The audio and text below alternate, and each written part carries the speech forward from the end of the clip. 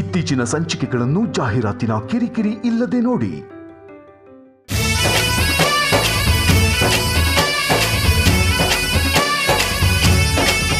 ಎರಡು ಸರ್ಪಗಳಿರ್ತಕ್ಕಂಥದ್ರಿಂದಲೇ ಇಲ್ಲಿ ನಾಗದೋಷಕ್ಕಾಗಲಿ ವಿವಾಹಕ್ಕೆ ಸಂಬಂಧಪಟ್ಟದ್ದಾಗಲಿ ಇಂತಹ ಸಮಸ್ಯೆಗಳಿಗೊಂದು ಪರಿಹಾರಗಳನ್ನು ಕಲ್ಪಿಸತಕ್ಕಂಥ ಪರಮ ಪವಿತ್ರವಾಗಿರ್ತಕ್ಕಂಥ ಕ್ಷೇತ್ರ ಇದೆ.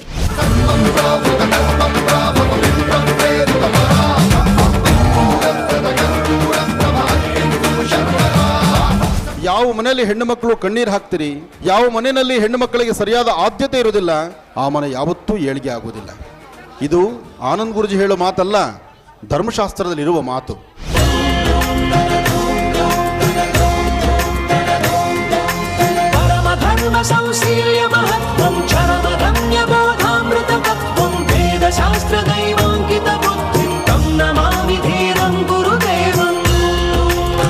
ಕೋರ್ಟು ಕಚೇರಿಗೆ ಸಂಬಂಧಪಟ್ಟದ್ದು ಅಥವಾ ಮನೆಗಳಲ್ಲಿ ಹತ್ತಾರು ತಕರಾರಿದ್ರು, ಏನೋ ಒಂದು ಸಮಸ್ಯೆ ನಿಮ್ಮನ್ನು ಬಾಧಿಸ್ತಾ ಇದ್ರು, ತುಂಬೆ ಹೂವಿನ ಶಿವನ ಶಿರದ ಮೇಲೆ ಇಟ್ಟಿದ್ದೆ ಆದ್ರೆ ಜನ್ಮದಾರ್ಭ್ಯ ಇರ್ತಕ್ಕಂಥ ಕರ್ಮಫಲ ದೂರ ಅಂತ ಹೇಳ್ತಾರೆ. ವೀಕ್ಷಿಸಿ ವಿಶೇಷ ಮಹಾಶಿವಾಣಿ ಇದೇ ಶನಿವಾರ ಬೆಳಗ್ಗೆ 8ಕ್ಕೆ.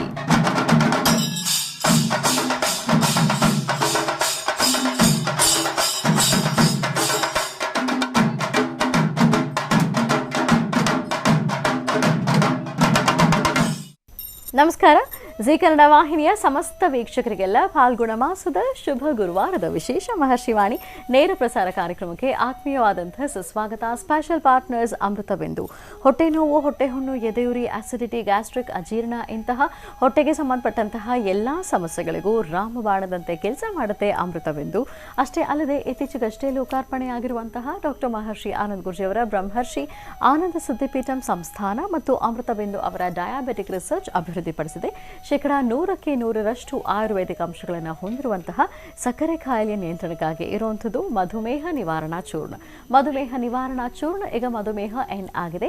ನಿಮ್ಮ ಸಮೀಪದ ಎಲ್ಲ ಮೆಡಿಕಲ್ ಸ್ಟೋರ್ಗಳಲ್ಲೂ ಕೂಡ ಲಭ್ಯ ಇದೆ, ಖಂಡಿತವಾಗಿ ಕೊಂಡ್ಕೊಳ್ಳಿ. ಅಷ್ಟೇ ಅಲ್ಲದೆ ವೀಕ್ಷಕರೇ, ಇಂದಿನ ಕಲುಷಿತ ಸಾಂಕ್ರಾಮಿಕ ರೋಗದಿಂದ ನಾವೆಲ್ಲರೂ ಪಾರಾಗಬೇಕು ಅಂದರೆ ಇರುವಂತಹ ಏಕಮಾತ್ರ ಉಪಾಯ ನಮ್ಮ ದೇಹದಲ್ಲಿ ಇರುವಂತಹ ರೋಗ ನಿರೋಧಕ ಶಕ್ತಿಯನ್ನು, ಪ್ರತಿರೋಧಕ ಶಕ್ತಿಯನ್ನು ಹೆಚ್ಚಿಸ್ಕೊಳ್ಬೇಕು. ಆ ಮೂಲಕ ಆರೋಗ್ಯವನ್ನು ವೃದ್ಧಿಸ್ಕೊಳ್ಬೇಕು. ಅದಕ್ಕಾಗಿ ಏನು ಮಾಡಬೇಕು ಅಂದರೆ ಪ್ರತಿದಿನ ಅಮೃತ ಬಿಂದುವನ್ನು ಸೇವಿಸಬೇಕು. ಅಮೃತ ಬಿಂದು ಸಿರಪ್ ಮತ್ತು ಮಧುಮೇಹ ನಿವಾರಣಾ ಚೂರ್ಣ ಅಂದರೆ ಮಧುಮೇಹ ಎನ್ ಈಗ ಮಾತ್ರೆ ರೂಪದಲ್ಲಿ ಕೂಡ ಲಭ್ಯ ಇದೆ. ಖಂಡಿತವಾಗಿಯೂ ಕೊಂಡುಕೊಳ್ಳಿ, ನಿಮ್ಮ ಆರೋಗ್ಯವನ್ನು ವೃದ್ಧಿಸ್ಕೊಳ್ಳಿ. ಲವಣ ತೈಲಂ ಯಾವುದೇ ಕಠಿಣ ವ್ಯಾಯಾಮಗಳಿಲ್ಲದೆ ಮತ್ತು ಯಾವುದೇ ಆಹಾರದ ಪಥ್ಯಕ್ರಮವೂ ಕೂಡ ಇಲ್ಲದೆ ನಿಮ್ಮ ಹೊಟ್ಟೆಯ ಕೊಬ್ಬಿಗೆ ಮತ್ತು ಬೊಜ್ಜಿಗೆ ಆಯುರ್ವೇದ ಪರಿಹಾರ ಆಯುಕೇರ್ ಅಂದರೆ ಅದು ಲವಣ ತೈಲಂ. ನೀವು ಕೂಡ ಖಂಡಿತವಾಗಿ ಒಮ್ಮೆ ಬಳಸಿ ನೋಡಬಹುದು. ಉಲ್ಲಾಸ್ ಅಗರಬತ್ತಿ, ಇನ್ನು ಸಾಧಾರಣ ಅಗರಬತ್ತಿ ಅಲ್ಲ, ಉಲ್ಲಾಸ್ ಅಗರಬತ್ತಿ ತನ್ನಿರಿ. ನಿಮ್ಮ ಮನೆಯ ಪೂಜಾ ಗೃಹದಲ್ಲಿ ಪ್ರತಿನಿತ್ಯವೂ ಬೆಳಗಲಿ ಉಲ್ಲಾಸ್ ಅಗರಬತ್ತಿ. ಉದಯಂ ಧೋತೀಸ್ ಮತ್ತು ಶರ್ಟ್ಗಳು ಹಾಗೂ ಐಶ್ವರ್ಯ ಫರ್ಟಿಲಿಟಿ ಸೆಂಟರ್. ವೀಕ್ಷಕರೇ, ಇದು ಶುಭ ಗುರುವಾರದ ವಿಶೇಷ ಮಹರ್ಷಿವಾಣಿ ನೇರ ಪ್ರಸಾರ ಕಾರ್ಯಕ್ರಮ. ಇನ್ನು ನಾಳೆ ಶುಕ್ರವಾರ ಮತ್ತು ಶನಿವಾರ ಈ 2 ದಿನಗಳು ವಿಶೇಷ ಕಾರ್ಯಕ್ರಮಗಳನ್ನು ನೆರವೇರಿಸಿಕೊಡ್ಲಿಕ್ಕೆ ಗುರುಜರು ಆಗಮಿಸ್ತಾ ಇದ್ದಾರೆ. ಮೊದಲನೇದಾಗಿ ನಾಳೆ ಶುಕ್ರವಾರ ಬೆಳಗ್ಗೆ ಸುಮಾರು 11 ಗಂಟೆ ಹೊತ್ತಿಗೆ ದೇವನಹಳ್ಳಿ ತಾಲೂಕಿಗೆ ಗುರುಜರು ಆಗಮಿಸ್ತಾರೆ. BVK ಗ್ರೂಪ್ಸ್ ವತಿಯಿಂದ ಗೀತಾ ಕನ್ವೆನ್ಷನ್ ಹಾಲ್, ಈ ಒಂದು ವಿಶೇಷ ಹಾಲ್ನ ಉದ್ಘಾಟನಾ ಸಮಾರಂಭವನ್ನು ಬಹಳ ಅದ್ಧೂರಿಯಾಗಿ ಆಚರಿಸಲಾಗ್ತಾ ಇದೆ. ನಾಳೆ ಶುಕ್ರವಾರ ಗುರುಜರು ಆಗಮಿಸ್ತಾರೆ ಬೆಳಗ್ಗೆ ಸುಮಾರು 11 ಗಂಟೆ ಹೊತ್ತಿಗೆ. ಈ ಒಂದು ಕಾರ್ಯಕ್ರಮ ಇರೋದು ಬೈಪಾಸ್ ಕೋಲಾರ ರಸ್ತೆ, ವಿಜಯಪುರ, ದೇವನಹಳ್ಳಿ ತಾಲೂಕು, ಬೆಂಗಳೂರು ಗ್ರಾಮಾಂತರ ಜಿಲ್ಲೆ. ಮತ್ತೊಮ್ಮೆ ತಿಳಿಸ್ತಾ ಇದ್ದೀನಿ, ಬೈಪಾಸ್ ಕೋಲಾರ ರಸ್ತೆ, ವಿಜಯಪುರ, ದೇವನಹಳ್ಳಿ ತಾಲೂಕು, ಬೆಂಗಳೂರು ಗ್ರಾಮಾಂತರ ಜಿಲ್ಲೆ. ಇಲ್ಲಿ BVK ಗ್ರೂಪ್ಸ್ ವತಿಯಿಂದ ಗೀತಾ ಕನ್ವೆನ್ಷನ್ ಹಾಲ್ನ ಉದ್ಘಾಟನಾ ಸಮಾರಂಭವನ್ನು ನೆರವೇರಿಸಲಾಗ್ತಾ ಇದೆ. ಡಾಕ್ಟರ್ ಮಹರ್ಷಿ ಆನಂದ್ ಗುರೂಜಿಯವರ ದಿವ್ಯ ಸಾರಥ್ಯದಲ್ಲಿ ಇದೇ ಸಂದರ್ಭದಲ್ಲಿ ಶ್ರೀ ಲಕ್ಷ್ಮೀ ವೆಂಕಟೇಶ್ವರ ಸ್ವಾಮಿ ಕಲ್ಯಾಣೋತ್ಸವವನ್ನು ಕೂಡ ನೆರವೇರಿಸಲಾಗುತ್ತೆ. ಖಂಡಿತವಾಗಿಯೂ ನೀವೆಲ್ಲರೂ ಕೂಡ ಭಾಗವಹಿಸಬಹುದು. ಇನ್ನು ನಾಳೆ ಈ ಕಾರ್ಯಕ್ರಮ ಮುಗಿದ ನಂತರ ಚಿತ್ರದುರ್ಗ ಜಿಲ್ಲೆಗೆ ಆಗಮಿಸ್ತಾರೆ. ಸಂಜೆ ಸುಮಾರು 3:30-4 ಗಂಟೆ ಹೊತ್ತಿಗೆ ಗುರುಜರು ಅಲ್ಲಿಗೆ ಆಗಮಿಸ್ತಾ ಇದ್ದಾರೆ. ಯುಗಾದಿ ಹಬ್ಬದ ಪ್ರಯುಕ್ತ ಚಿತ್ರದುರ್ಗ ನಗರದ ಶಕ್ತಿ ದೇವತೆಗಳ ಸಂಗಮ, ಚಂಡಿಕಾಯಾಗ, ಲಲಿತಾ ಸಹಸ್ರನಾಮ, ಕುಂಕುಮಾರ್ಚನೆ ಮತ್ತು ಶಕ್ತಿ ದೇವತೆಗಳ ಸಂಗಮದಲ್ಲಿ ಮಹಿಳೆಯರಿಗೆ ವಿಶೇಷವಾಗಿ ಉಡಿ ತುಂಬುವಂಥ ಕಾರ್ಯಕ್ರಮವನ್ನು ನೆರವೇರಿಸಲಾಗ್ತಾ ಇದೆ. ಡಾಕ್ಟರ್ ಮಹರ್ಷಿ ಆನಂದ್ ಗುರೂಜಿಯವರ ದಿವ್ಯ ಸಾರಥ್ಯದಲ್ಲಿ ಈ ಕಾರ್ಯಕ್ರಮ ನಡೀತಾ ಇರುವಂತಹ ಸ್ಥಳ ಹಳೆ ಮಾಧ್ಯಮಿಕ ಶಾಲಾ ಆವರಣ, ಚಿತ್ರದುರ್ಗ. ಹಳೆ ಮಾಧ್ಯಮಿಕ ಶಾಲಾ ಆವರಣ, ಚಿತ್ರದುರ್ಗ. ಸಂಜೆ 3:30-4 ಗಂಟೆ ಹೊತ್ತಿಗೆ ಗುರುಜರು ಆಗಮಿಸ್ತಾರೆ. ಖಂಡಿತವಾಗಿಯೂ ನೀವು ಕೂಡ ಭಾಗವಹಿಸ್ಬೋದು. ಶಕ್ತಿ ದೇವತೆಗಳ ಸಂಗಮದಲ್ಲಿ ಉಡಿ ತುಂಬುವಂತಹ ಕಾರ್ಯಕ್ರಮದಲ್ಲಿ ಭಾಗವಹಿಸಿ. ಇನ್ನು ಈ ಎರಡೂ ಕಾರ್ಯಕ್ರಮಗಳು ನಾಳೆ ಶುಕ್ರವಾರದ್ದಾದರೆ, ಇನ್ನು ಶನಿವಾರ ಸಮಾಜ ಸೇವಕರಾಗಿರುವಂತಹ ಹೂಡಿ ವಿಜಯ್ ಕುಮಾರ್ ಅವರ ನೇತೃತ್ವದಲ್ಲಿ ಡಾಕ್ಟರ್ ಮಹರ್ಷಿ ಆನಂದ್ ಗುರುಜಿ ಅವರ ಸಾರಥ್ಯದಲ್ಲಿ ಮಹಾಲಕ್ಷ್ಮಿ ನಮೋಸ್ತುತೆ ಅನ್ನುವಂಥ ಕಾರ್ಯಕ್ರಮದ ಅಡಿಯಲ್ಲಿ ಇಲ್ಲಿ ಕೂಡ ವಿಶೇಷವಾಗಿ ಮಹಿಳೆಯರಿಗೆ ಉಡಿ ತುಂಬುವಂತಹ ಕಾರ್ಯಕ್ರಮವನ್ನು ನೆರವೇರಿಸಲಾಗ್ತಿದೆ. ಮಧ್ಯಾಹ್ನ 3:30 ಹೊತ್ತಿಗೆ ಪ್ರಾರಂಭ ಆಗುತ್ತೆ. ಶನಿವಾರ ಕಾರ್ಯಕ್ರಮ ನಡೀತಾ ಇರುವಂತಹ ಈ ಸ್ಥಳ ಹೋಂಡಾ ಸ್ಟೇಡಿಯಂ ಜೂನಿಯರ್ ಕಾಲೇಜು ಮೈದಾನ, ಮಾಲೂರು.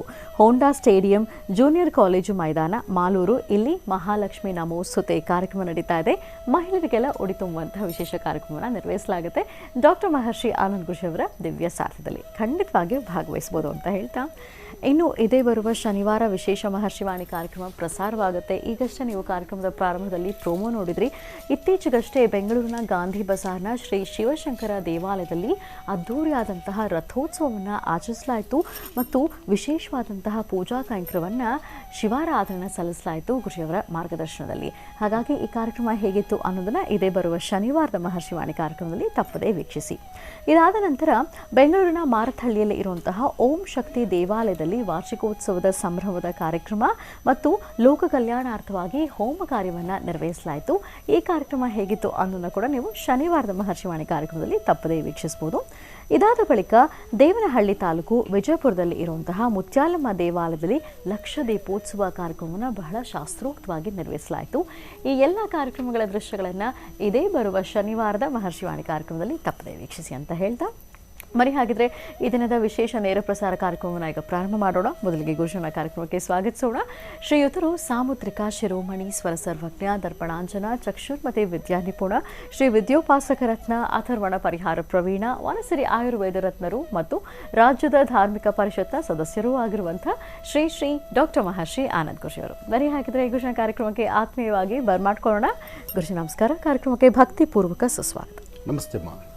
ಓಂ ನಮಸ್ತೆ ಅಸ್ತು ಭಗವನ್ ವಿಶ್ವೇಶ್ವರಾಯ ಮಹಾದೇವಾಯ ತ್ರಯಂಬಕಾಯ ತ್ರಿಪರಾಂತಕಾಯ ತ್ರಿಕಾಗ್ನಿಕಾಲಾಯ ಕಾಲಾಗ್ನಿರುದ್ರಾಯ ನೀಲಕಂಠಾಯ ಮೃತ್ಯುಂಜಯಾಯ ಸರ್ವೇಶ್ವರಾಯ ಸದಾಶಿವಾಯ ಶ್ರೀಮನ್ಮಹಾದೇವಾಯ ನಮಃ. ಗುರುಬ್ರಹ್ಮ ಗುರುವಿಷ್ಣು ಗುರುದೇವೋ ಮಹೇಶ್ವರ ಗುರು ಸಾಕ್ಷಾತ್ ಪರಬ್ರಹ್ಮ ತಸ್ಮೈ ಶ್ರೀ ಗುರುವೇ ನಮಃ. ಗುರುವೇ ಸರ್ವಲೋಕಾನಾಂ ವಿಷಜೇ ಭೋರೋಗಿಣಾಂ ನಿಧೇ ಸರ್ವವಿದ್ಯಾನಾಂ ಶ್ರೀಂ ದಕ್ಷಿಣಾಮೂರ್ತಯೇ ನಮೋ ನಮಃ. ಯಾ ದೇವಿ ಸರ್ವಭೂತೇಷು ಮಾತೃರೂಪೇಣ ಸಂಸ್ಥಿತ ನಮಸ್ತಸ್ಯೈ ನಮಸ್ತಸ್ಯೈ ನಮಸ್ತಸ್ಯೈ ನಮೋ ನಮಃ. ತ್ರ್ಯಂಬಕಂ ಯಜಾಮಹೇ ಸುಗಂಧಿಂ ಪುಷ್ಟಿವರ್ಧನಂ ಪರ್ವಾರ್ಗಂಧನಾಂ ಮೃತ್ಯೋನ್ಮೃಕ್ಷೀಮಾಮೃತಾತ್. ಪದ್ಮಾನನೆ ಪದ್ಭೈ ಪದ್ಮಪತ್ರೇ ಪದ್ಮಪ್ರಿಯೇ ಪದ್ಮದಲಾಯತಾಕ್ಷೇ ವಿಶ್ವಪ್ರಿಯೇ ವಿಷ್ಣುಮನೋನುಕೂಲೆ ತತ್ಪಾದಪದ್ಮಂ ಮೈಸನ್ನಿಧತ್ಸ್ವ. ಯಾಸಾ ಪದ್ಮಾಸನಸ್ಥಾ ವಿಪುಲಕಟತಟೀ ಪದ್ಮಪತ್ರಾಯತಾಕ್ಷೇ ಶ್ರೀಂ ಅಂಬಾಂ ಭಗವತೀಂ ಶ್ರೀಂ ಲಲಿತಾಂ ರಾಜರಾಜೇಶ್ವರೀಂ ಹರಿಂ ಕಾರಾಸನಗರ್ಭಿತಾಂ ನಲಸಿಕಾಂ ಸೌಂ ಕ್ಲೀಂ ಕಳಾಂ ಬಿಭ್ರದೀಂ ಸವರ್ಣಾಂ ವರದಾರ್ಣೀಂ ಚ ಪ್ರಸದಾಂ ದೌತಾಂ ತ್ರಿನೇತ್ರೋಜ್ವಲಾಂ ಒಂದೇ ಪೃಷ್ಠಕಪಾಸಮಂಕುಶಿರಾಂ ತ್ರಗ್ಭೂಷದಾಮುಜ್ವಲಾಂ ತ್ವಾಂಗವರೀಂ ತ್ರಿಪುರಾಂ ಫರಾತ್ವರಕಳಾಂ ಶ್ರೀಚಕ್ರಸಂಚಾರಣೀ ಮಹಾಲಕ್ಷ್ಮೀ ಚ ವಿದ್ಮಹೇ ವಿಷ್ಣುಪತ್ನಿ ಚ ಧೀಮಹಿ ತನ್ನೋ ಲಕ್ಷ್ಮಿ ಪ್ರಚೋದಯಾತ್. ಭಗವತಿಯನ್ನು ಪ್ರಾರ್ಥನೆ ಮಾಡ್ತಾ ಜಗದ್ಗುರುಗಳಾದಂಥ ಆದಿಶಂಕರರನ್ನು ಪ್ರಾರ್ಥನೆ ಮಾಡ್ತಾ ಗುರುದತ್ತ ಮಹಾರಾಜರು, ಮಂತ್ರಾಲಯದ ಪ್ರಭುಗಳು ಗುರು ರಾಘವೇಂದ್ರ ಸ್ವಾಮಿಗಳು, ಜೊತೆಗೆ ಭಗವಾನ್ ಶಿರಡಿ ಸದ್ಗುರು ಸಾಯಿನಾಥರನ್ನು, ಗುರು ಪರಂಪರೆ ಗುರುಗಳನ್ನು ಆರಾಧನೆ ಮಾಡತಕ್ಕಂಥ ಈ ಗುರುವಾರದ ಈ ಶುಭ ದಿನ ತಮ್ಮೆಲ್ಲರ ಮನೋಕಾಮನೆ ಸಿದ್ಧಿಯಾಗಲಿ. ಗುರುಕೃಪಾ, ಗುರುವಿನ ಆಶೀರ್ವಾದ, ಗುರು ಮಾತೃವಾತ್ಸಲ್ಯ ಅಂದರೆ ಗುರುವಿನ ಮಾತೃವಾತ್ಸಲ್ಯ ಎಂಬತಕ್ಕಂಥದ್ದಿದೆಯಲ್ಲ, ಗುರು ಎಂಬತಕ್ಕಂಥ ಪದದಲ್ಲೇ ಅಂತಹ ಒಂದು ವೈಭವೀಕೃತವಾಗಿರ್ತಕ್ಕಂಥ ಅರ್ಥವಿದೆ. ಹಾಗೆ ಗುರುಗಳ ಆಶೀರ್ವಾದ ಪಡೆದು ಗುರುವಿನ ಅನುಗ್ರಹ ಪಡೆದು ಮಾಡುವಂತಹ ಪ್ರತಿಯೊಂದು ಕೆಲಸದಲ್ಲೂ ಹೆಚ್ಚಿನ ಯಶಸ್ಸಿದೆ. ಈ ಶುಭ ದಿನ ತಮ್ಮ ಮನೋಕಾಮನೆಗಳು ಬೇಗ ಸಿದ್ಧಿಯಾಗಲಿ, ಗುರುಗಳ ಅನುಗ್ರಹ ಎಲ್ಲರಿಗೂ ಸಿಗಲಿ. ಯಾಕೆಂದರೆ ಗುರುಬ್ರಹ್ಮ ಗುರುವಿಷ್ಣು ಗುರುದೇವೋ ಮಹೇಶ್ವರ ಗುರು ಸಾಕ್ಷಾತ್ ಪರಬ್ರಹ್ಮ ತಸ್ಮೈ ಶ್ರೀ ಗುರುವೇ ನಮಃ. ಹೀಗೆ ಗುರುಗಳನ್ನು ಪ್ರಾರ್ಥನೆ ಮಾಡ್ತಾ ಗುರುವಿನ ಅನುಗ್ರಹ ಪಡೀಲಿಕ್ಕೆ ಇರತಕ್ಕಂಥ ಈ ವಿಶೇಷವಾದಂಥ ದಿನವೇ ಗುರುವಾರ. ಶುಭ ಗುರುವಾರದಂದು ಯಾವುದೇ ಕೆಲಸ ಕಾರ್ಯಗಳನ್ನು ಮಾಡಬೇಕಾದರೂ ಬೆಳಗ್ಗೆ ಗುರುಗಳಿಗೆ ಮೊದಲು ನಮಸ್ಕರಿಸಿ ಅವರ ಆಶೀರ್ವಾದವನ್ನು ಪಡೆದು ತದನಂತರ ಕಾಯಕವನ್ನು ಮುಂದುವರಿಸ್ತಕ್ಕಂಥದ್ದು. ಇದು ಹಿಂದಿನಿಂದ ಬೆಳೆದು ಬಂದ ಪದ್ಧತಿ, ಇವತ್ತಿಗೂ ನಡೀತಕ್ಕಂಥದ್ದು, ಮುಂದೇನೂ ನಡಿಬೇಕಾಗಿರ್ತಕ್ಕಂಥದ್ದು. ಒಳ್ಳೆಯದಾಗಲಿ, ಶುಭವಾಗಲಿ. ಈಗ ಪ್ರಾರಂಭ ಮಾಡೋಣ ದಿನ ವಿಶೇಷ.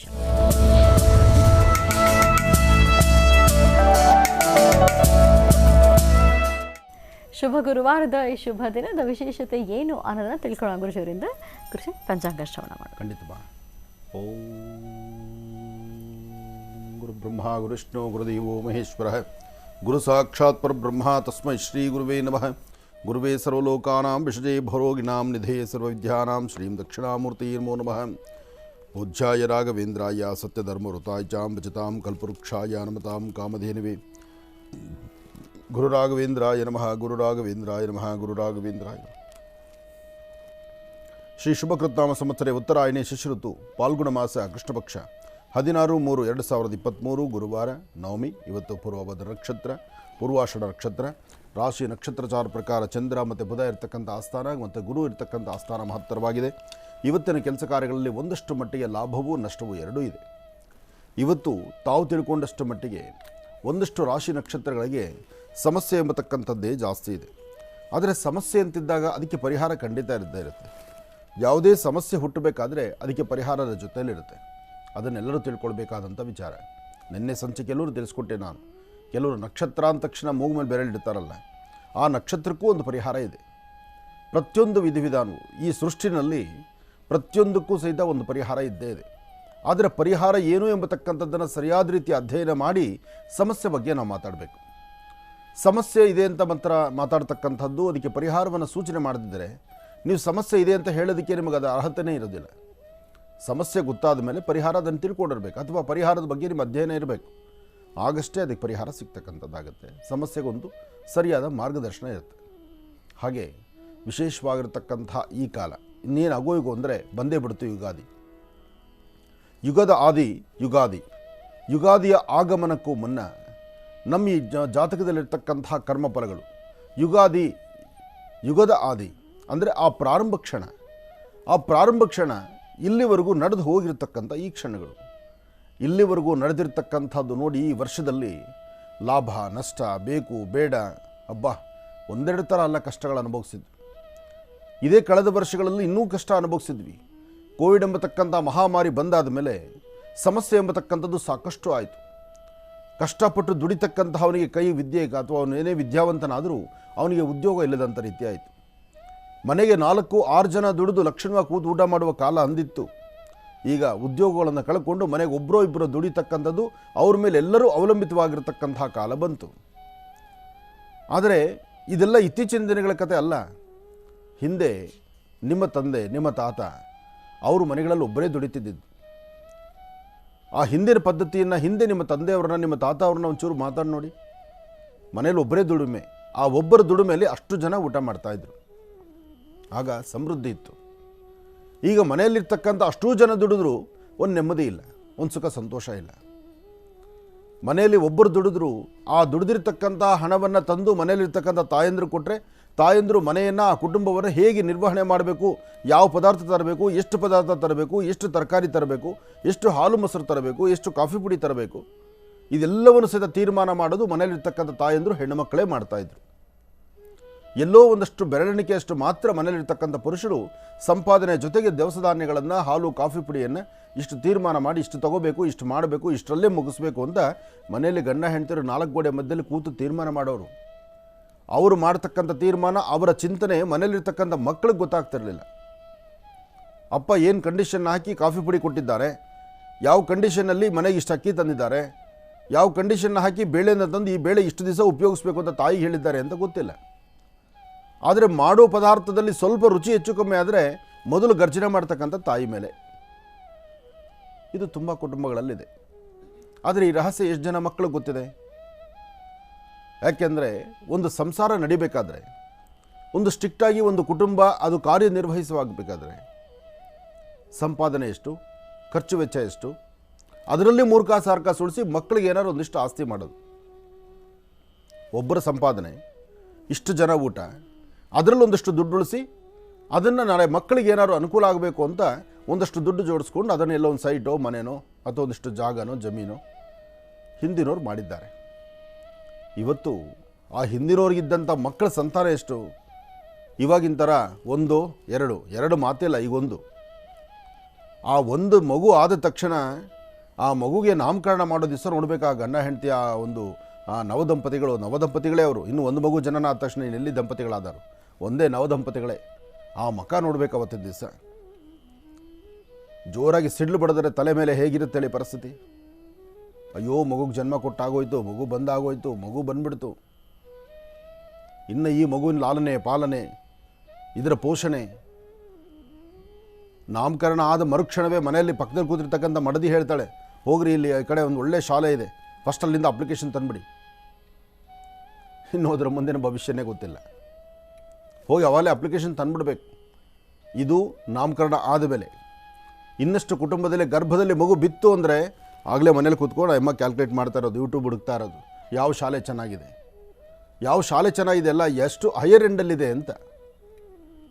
ಶಾಲೆ ಚೆನ್ನಾಗಿದೆ ಅನ್ನೋದಕ್ಕೆ EM ಅಲ್ಲಿ ಓದಿಲ್ಲ, ಅಥವಾ ಅಲ್ಲಿ ಓದಿರೋ ಮಕ್ಕಳು ಯಾರೂ BA ಗ್ರಾಜ್ಯುಯೇಟ್ ಆಗಿ ಅಥವಾ ಡಿಗ್ರಿ ತೊಗೊಂಡು ಯಾವುದೋ ಒಂದು IAS IPSಗಳು ಆಗಿಲ್ಲ. ಯಾಕೆಂದರೆ ಇನ್ನೂ ನಿನ್ನ ಮಗು ಅಷ್ಟೇ ಆ ಮಕ್ಕಳು ಇರ್ತಾರಲ್ಲಿ.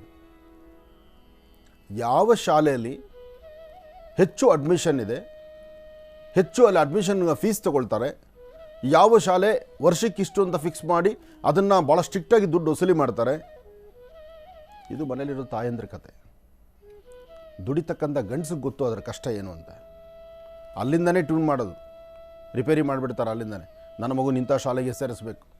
ಹೀಗೆ ಮನೇಲಿ 20 ಜನ ತಾಯಂದರು ಆ ಶಾಲೆ ಬಗ್ಗೆ ಕೇಂದ್ರೀಕೃತವಾಗಿ ಬೇರೆ ಶಾಲೆಗಳೆಲ್ಲ ಮೂಲೆಗೆ ಹಾಕಿ ಅದೊಂದು ಶಾಲೆಗೆ ಮಾತ್ರ ಎಲ್ಲರೂ ವೋಟಿಂಗ್ ಹಾಕೋಕ್ಕೆ ಶುರು ಮಾಡಿದ್ರೆ ಏನಾಗುತ್ತೆ, ಆ ಶಾಲೆಯಲ್ಲಿ ತಿಂಗಳಿಗೆ 1 ಲಕ್ಷ ರೂಪಾಯಿ ಅಥವಾ ವರ್ಷಕ್ಕೆ 10 ಲಕ್ಷನೋ 5 ಲಕ್ಷನೋ ಪ್ಯಾಕೇಜ್ ಇರುತ್ತಲ್ಲ, ಆಟೋಮೆಟಿಕ್ಕಾಗಿ ಅದನ್ನು ಗ್ರೋತ್ ಜಾಸ್ತಿ ಮಾಡ್ತಾರೆ, 8 ಲಕ್ಷ 10 ಲಕ್ಷಕ್ಕೆ. ಯಾಕೆಂದರೆ ಇಷ್ಟು ಜನ ಹಳ್ಳಕ್ಕೆ ಬೀಳ್ತಾರಲ್ಲ ಹೋಗಿ.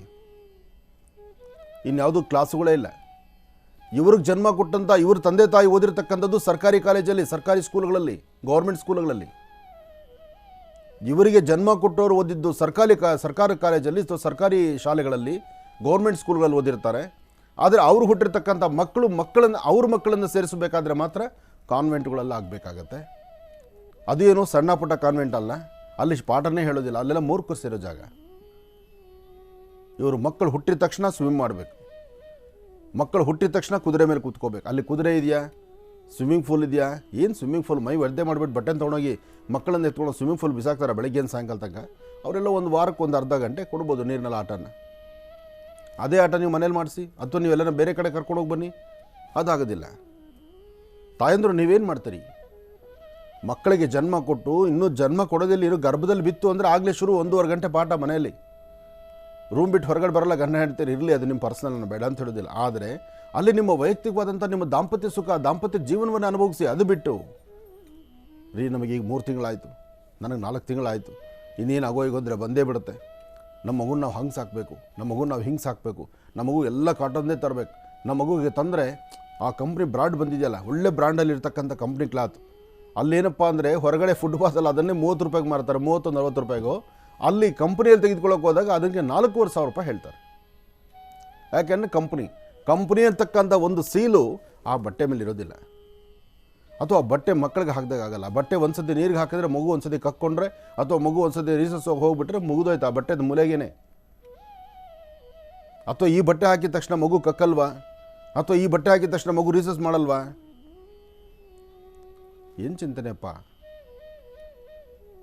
ಬಡತನ, ಸಾಹುಕಾರತನ ಅಥವಾ ಕಷ್ಟ, ಅವಾಗೇನಾಗತ್ತೆ, ಬರೋ ಸ್ಯಾಲ್ರಿ ಸಾಕಾಗೋದಿಲ್ಲ, ಆಗ ಶುರು ಲಂಚ. ಯಾಕೆಂದರೆ ಸಾಕಬೇಕಲ್ಲ, ಹೆಂಡತಿ ಮನೆಗೆ ಹೋದ ತಕ್ಷಣ ದೌರ್ಜನ್ಯ ಗರ್ಜನೆ ಶುರುವಾಗುತ್ತಲ್ಲ, ಆಕೆಯನ್ನು ತೃಪ್ತಿಪಡಿಸ್ಬೇಕಾದ್ರೆ ಇಲ್ಲಿ ಇನ್ನೊಬ್ಬರ ತಲೆ ಮೇಲೆ ಹಾಕ್ಬೇಕು ಟೋಪಿನ.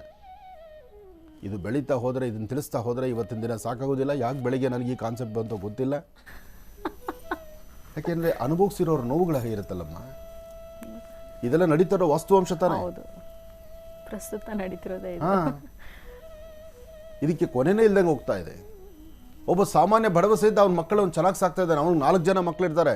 ಇನ್ನೂ ಹೈಯರ್ ಎಂಡು ಈ ಶ್ರೀಮಂತಿಗೆ ಅಥವಾ ಈ ಸಾಮಾನ್ಯಕ್ಕೆ ಪೂರ್ತಿ ಹುಟ್ಟಬೇಕಾದ್ರೆ ಇಂಗ್ಲೀಷ್ ಮೆಡಿಸಿನ್ ಹಾಕ್ಕೊಂಡು, ಇಂಗ್ಲೀಷ್ದು ಜೇನುತುಪ್ಪ ಬಾಯಲ್ಲಿ ಹಾಕ್ಕೊಂಡು ಹುಟ್ಟಿರ್ತಾರಲ್ಲ, ಆ ಇಂಗ್ಲೀಷ್ನ ಮಾತಾಡ್ತಕ್ಕಂಥ ಹೆಚ್ಚು ಇಂಗ್ಲೀಷೇ ಪ್ರಪಂಚ ಅಂತ ನೋಡ್ತಾರಲ್ಲ, ಅವ್ರ ಮನೆಯಲ್ಲಿ ಒಂದೇ ಮಗು, ಆ ಮಗುಗೆ ಹೈಯರ್ ಎಂಡ್ ಬದುಕು. ಕೊನೆಗೆ ಅದಕ್ಕೆ ನಾಳೆ ದಿವಸ ಸಂಸ್ಕಾರದ ಪಾಠ ಹೇಗಿರುತ್ತಪ್ಪ ಅಂದರೆ, ಅಜ್ಜಿ ಯಾರು, ತಾತ ಯಾರು, ಅಮ್ಮ ಯಾರು, ಈರುಳ್ಳಿ ಹೇಗಿರುತ್ತೆ, ಅಕ್ಕಿಯಲ್ಲಿ ಬೆಳೀತಾರೆ, ಅಕ್ಕಿ ಯಾವುದನ್ನು ದ್ರಾಕ್ಷಿ ಥರ ಮೇಲಿಂದ ಬೆಳೆಯೋದ, ಅದು ಗೊತ್ತಿರಲ್ಲ ಅವಕ್ಕೆ. ಯಾಕೆಂದ್ರೆ ಅದ್ರ ಗಂಧನೇ ಗೊತ್ತಿಲ್ಲ. ಆಮೇಲೆ ಮಣ್ಣು, ಆ ಮಣ್ಣಲ್ಲಿ ಆಡೋಂತಹ ಮಕ್ಕಳು ಇವತ್ತು ದಿವಸ ತಾರ್ ರೋಡಲ್ಲಿ ಕೆಲಸ ಮಾಡ್ತಕ್ಕಂಥವ್ರು, ರಸ್ತೆಗಳಲ್ಲಿ ಕೆಲಸ ಮಾಡ್ತಕ್ಕಂಥವ್ರು, ಅವ್ರ ಮಕ್ಕಳನ್ನ ರಸ್ತೆಯಲ್ಲಿ ಬಿಟ್ಟಿರ್ತಾರೆ. ಮೈ, ಮುಖ, ಮೂತಿ ಎಲ್ಲ ಮಣ್ಣು ಗಿಣ್ಣು ಎಲ್ಲ ಹತ್ಕೊಂಡು ಎಲ್ಲ ಆಗಿರುತ್ತೆ. ಅದಲ್ಲೇ ರೀಸಸ್ ಮಾಡ್ಕೊಂಡು ಅಲ್ಲೇ ಮಣ್ಣೆಲ್ಲ ಉಜ್ಜಾಡ್ತಾ ಇರುತ್ತೆ. ಅದರ ಆರೋಗ್ಯ ಸೂಪರ್. Higher end ಇರ್ತವೆಲ್ಲ. ಇದು ಸ್ವಲ್ಪ ನೆಗಡಿ ಬರೋಕ್ಕಿಲ್ಲ, ಆವಾಗಲೇ ನೋಡಬೇಕು ಮಕ್ಕಳ ಆಸ್ಪತ್ರೆಯಲ್ಲಿ ಲೈನು ಸರ್ದಿ ಸಾಲಲ್ಲಿ ನಿಂತ್ಕೊಂಡ್ಬಿಟ್ಟಿರ್ತಾರೆ. ಪಾಪ ಆ ಡಾಕ್ಟ್ರು ಏನು ಮಾಡಲ್ಲ, ಒಂದೇ ಟಾನಿಕ್ಕು, ಇನ್ನೇನು ಟಾನಿಕ್ಗಳು ಬದಲಾಯಿಸೋಕ್ಕಾಗತ್ತಾ? ಮಕ್ಕಳ ಹೆಸರು ಹಾಕ್ಬಿಟ್ಟು ಕೊಡಲಿಕ್ಕಾಗತ್ತೆ? ಇದು ನಾವು ಯಾರೋ ಅರ್ಥ ಮಾಡ್ಕೋ. ಯಾಕೆ ನಾವು ಎಜುಕೇಟೆಡ್ಸು, ನಾವು ವಿದ್ಯಾವಂತರಲ್ವ, ಅದಕ್ಕೆ ನಮಗೆ ಈ ವಿದ್ಯೆನೇ ಎಲ್ಲ ಹೈಯರ್ ಎಂಡಲ್ಲೇ ಇರಬೇಕು. ಸ್ವಲ್ಪ ನಾವು ಬದಲಾವಣೆ ತಂದುಕೊಳ್ಳದಿದ್ದರೆ ಮುಂಬರ್ತಕ್ಕಂತಹ ದಿನಗಳು ತುಂಬ ದೊಡ್ಡ ಸಮಸ್ಯೆ ಎದುರಾಗುತ್ತೆ. ಅವ್ರು ಹಾಗಿದ್ದರೆ ನಾವು ಹಾಗಿಲ್ಲ ಅಂತಕ್ಕಂಥದ್ರ ಮಧ್ಯದಲ್ಲಿ ಈ ಸಂಪಾದನೆ ಮಾಡೋಕ್ಕೆ ಹೊರಡಬೇಕಲ್ಲ, ಬೆಳಗ್ಗೆ ಎದ್ದು ಗಂಡಸರ ಆಚೆ ಕಡೆ ಅವ್ರ ಆಚೆ ಕಡೆ ಹಗ್ಗನೇ ಹಾಕ್ಕೋಬೇಕು, ಆ ಮಟ್ಟಕ್ಕೆ ಪರಿಸ್ಥಿತಿ ಎದುರಾಗ್ಬಿಡುತ್ತೆ. ಇದು ಸಂಸಾರಗಳಲ್ಲಿ ನಡೀತಾ ಇರತಕ್ಕಂಥ ದೊಡ್ಡ ಸಮಸ್ಯೆ ಇದು. ಒಳ್ಳೆಯದಾಗಿ ಈಗ ಕಾರ್ಯಕ್ರಮಕ್ಕೆ ಶ್ರೀನಿವಾಸ್ ಶರ್ಮಾ ಅವ್ರನ್ನ ಆತ್ಮೀಯವಾಗಿ ಬರ್ಮಾಡ್ಕೊಳ್ಳೋಣ. ನಮಸ್ತೆ, ಕಾರ್ಯಕ್ರಮಕ್ಕೆ ಸ್ವಾಗತ. ನಮಸ್ತೆ ಅಮ್ಮ. ಓಂ ಶ್ರೀ ಗುರುಭ್ಯೋ ನಮಃ. ಹರಿ ಓಂ. ಗುರುಬ್ರಹ್ಮ ಗುರುವಿಷ್ಣು ಗುರುದೇವೋ ಮಹೇಶ್ವರ ಗುರು ಸಾಕ್ಷಾತ್ ಪರಬ್ರಹ್ಮ ತಸ್ಮೈ ಶ್ರೀ ಗುರುವೇ ನಮಃ. ಗುರುವೇ ಸರ್ವಲೋಕಾನಾಂ ಶುಚಿ ಬಹುರೋಗಿನಾಂ ನಿಧಯೇ ಸರ್ವವಿದ್ಯಾನಾಂ ಶ್ರೀ ದಕ್ಷಿಣಾಮೂರ್ತಯೇ ನಮಃ. ಜ್ಞಾನಾನಂದಮಯಂ ದೇವಂ ನಿರ್ಮಲಂ ಸ್ಫಟಿಕಾಕೃತಿಂ ಆಧಾರಂ ಸರ್ವವಿದ್ಯಾನಾಂ ಹಯಗ್ರೀಮುಪಾಸ್ಮಹೇ. ಜಗತ ಪಿತರಂ ವಂದೇ ಪಾರ್ವತಿ ಪರಮೇಶ್ವರೌ. ಪ್ರತಿನಿತ್ಯದ ಕಾರ್ಯಕ್ರಮದಂತೆ ಮೊದಲನೇದಾಗಿ ನನ್ನ ಅಜ್ಜಿ ತಾತರವರನ್ನ ಶ್ರದ್ಧಾಭಕ್ತಿಯಿಂದ ಪ್ರಾರ್ಥನೆಯನ್ನು ಮಾಡ್ತಾ, ನನ್ನ ಗುರುಸ್ಥಾನದಲ್ಲಿರ್ತಕ್ಕಂಥ ನನ್ನ ತಂದೆಯವರಾದಂಥ ಆನಂದ್ ಗುರುಜಿಯವರ ಪಾದರವಿಂದಗಳಿಗೆ ನಮನವನ್ನು ಮಾಡ್ತಾ, ಮತ್ತು ನನ್ನ ಮಾತೃಶ್ರವರನ್ನು ಕೂಡ ಶ್ರದ್ಧಾಭಕ್ತಿಯಿಂದ ಪ್ರಾರ್ಥನೆಯನ್ನು ಮಾಡ್ತಾ, ವಿಶೇಷವಾಗಿ ಪಾಲ್ಗುಣ ಮಾಸದ ಗುರುವಾರ ಗುರುಗಳ ಸಂಪೂರ್ಣ ಅನುಗ್ರಹದೊಂದಿಗೆ ಮನೋಗತ ಪ್ರಶ್ನಾತಂತ್ರವನ್ನು ಪ್ರಾರಂಭ ಮಾಡೋಣ. ಗುರುವಿನ ಗುಲಾಮನಾಗುವ ತನಕ ದೊರೆಯದಣ್ಣ ಮುಕುತಿ. ಗುರುವಿನ ಗುಲಾಮರಾಗುವ ತನಕ ನಮ್ಮ ಯಾರಿಗೂ ಕೂಡ ಮುಕ್ತಿ ಎಂಬತಕ್ಕಂಥದ್ದು ದೊರಕತಕ್ಕಂಥದ್ದಲ್ಲ. ಯಾಕೆ ಅಂದರೆ ಏನೊಂದು ಕೆಲಸ ಮಾಡಬೇಕಾದ್ರೂ ಕೂಡ ಗುರುವಿನ ಅನುಗ್ರಹದೊಂದಿಗೆ, ಗುರುವಿನ ಮಾರ್ಗದರ್ಶನದೊಂದಿಗೆ ಆ ಒಂದು ಕೆಲಸವನ್ನು ಪ್ರಾರಂಭ ಮಾಡಿದ್ದೆ ಆದರೆ ನಾವು ಮಾಡ್ತಕ್ಕಂಥ ಕೆಲಸ ಇನ್ನಷ್ಟು ಅರ್ಥಗರ್ಭಿತ ಅಂತಲೇ ನಾನು ಹೇಳ್ಬೋದು. ಇವತ್ತಿನ ದಿನದ ಸಂದೇಶ ಆ ಹಾಡೇ ನಿಮ್ಮೆಲ್ಲರಿಗೂ ಕೂಡ. ಗುರುವಿನ ಗುಲಾಮನಾಗುವ ತನಕ ದೊರೆಯದಣ್ಣ ಮುಕುತಿ. ನಾವೆಲ್ಲರೂ ಕೂಡ ನಮ್ಮ ಗುರುಗಳಿಗೆ ನೋಡಿ, ಗುರುಗಳು ಎಂಬತಕ್ಕಂಥ ಮಾತನ್ನು ಹೇಳೋದಾದರೆ ನಾವೆಲ್ಲರೂ ಕೂಡ ಏನು ಮಾಡ್ತೀವಿ, ನಮ್ಮ ಶಾಲಾ ಕಾಲೇಜುಗಳಲ್ಲಿರ್ತಕ್ಕಂಥವ್ರು ಶಿಕ್ಷಕರು ಅವರು ಮಾತ್ರ ನಮಗೆ ಗುರುಗಳು ಎಂಬತಕ್ಕಂಥ ಭಾವನೆಯಲ್ಲಿ ನಾವೆಲ್ಲರೂ ಕೂಡ ಹೋಗ್ತಾ ಇರ್ತೀವಿ. ಅದಲ್ಲ, ನಿಮಗೆ ಏನೊಂದು ವಿಚಾರವಾಗಲಿ, ನಿಮಗೆ ಗೊತ್ತಿಲ್ಲದೇ ಇರತಕ್ಕಂಥ ವಿಚಾರವನ್ನು ನಿಮಗೆ ಅರಿವನ್ನು ಮೂಡಿಸ್ತಕ್ಕಂಥ ಯಾವ ವ್ಯಕ್ತಿ ಆದ್ರೂ ಕೂಡ ಆತನು ಒಬ್ಬ ಗುರುನೇ. ಕಳೆದ ಬಾರಿನೂ ಕೂಡ ಗುರುವಾರದಲ್ಲಿ ನಮ್ಮ PT ಟೀಚರ್ ಬಗ್ಗೆ ಮಾತಾಡಿದ್ವಿ, ಆರ್ಟ್ ಟೀಚರ್ ಬಗ್ಗೆ ಮಾತಾಡಿದ್ವಿ. ಅವರೆಲ್ಲರಿಗೂ ಕೂಡ ಸಮಾನವಾಗಿರ್ತಕ್ಕಂಥ ಗೌರವವನ್ನು ನಾವೆಲ್ಲರಿಗೂ ಕೂಡ ಕರುಣಿಸಬೇಕು. ಗುರು ಎಂಬತಕ್ಕಂಥದ್ದು ಅಂದರೆ ಒಂದು ವಿಚಾರದಲ್ಲಿ ಒಂದು ಇಂಪಾರ್ಟೆಂಟ್ ವಿಚಾರವನ್ನು, ಪಾಠವನ್ನು, ಪ್ರವಚನವನ್ನು ಮಾಡ್ತಕ್ಕಂಥವ್ರು ಮಾತ್ರ ಗುರು ಅಲ್ಲ.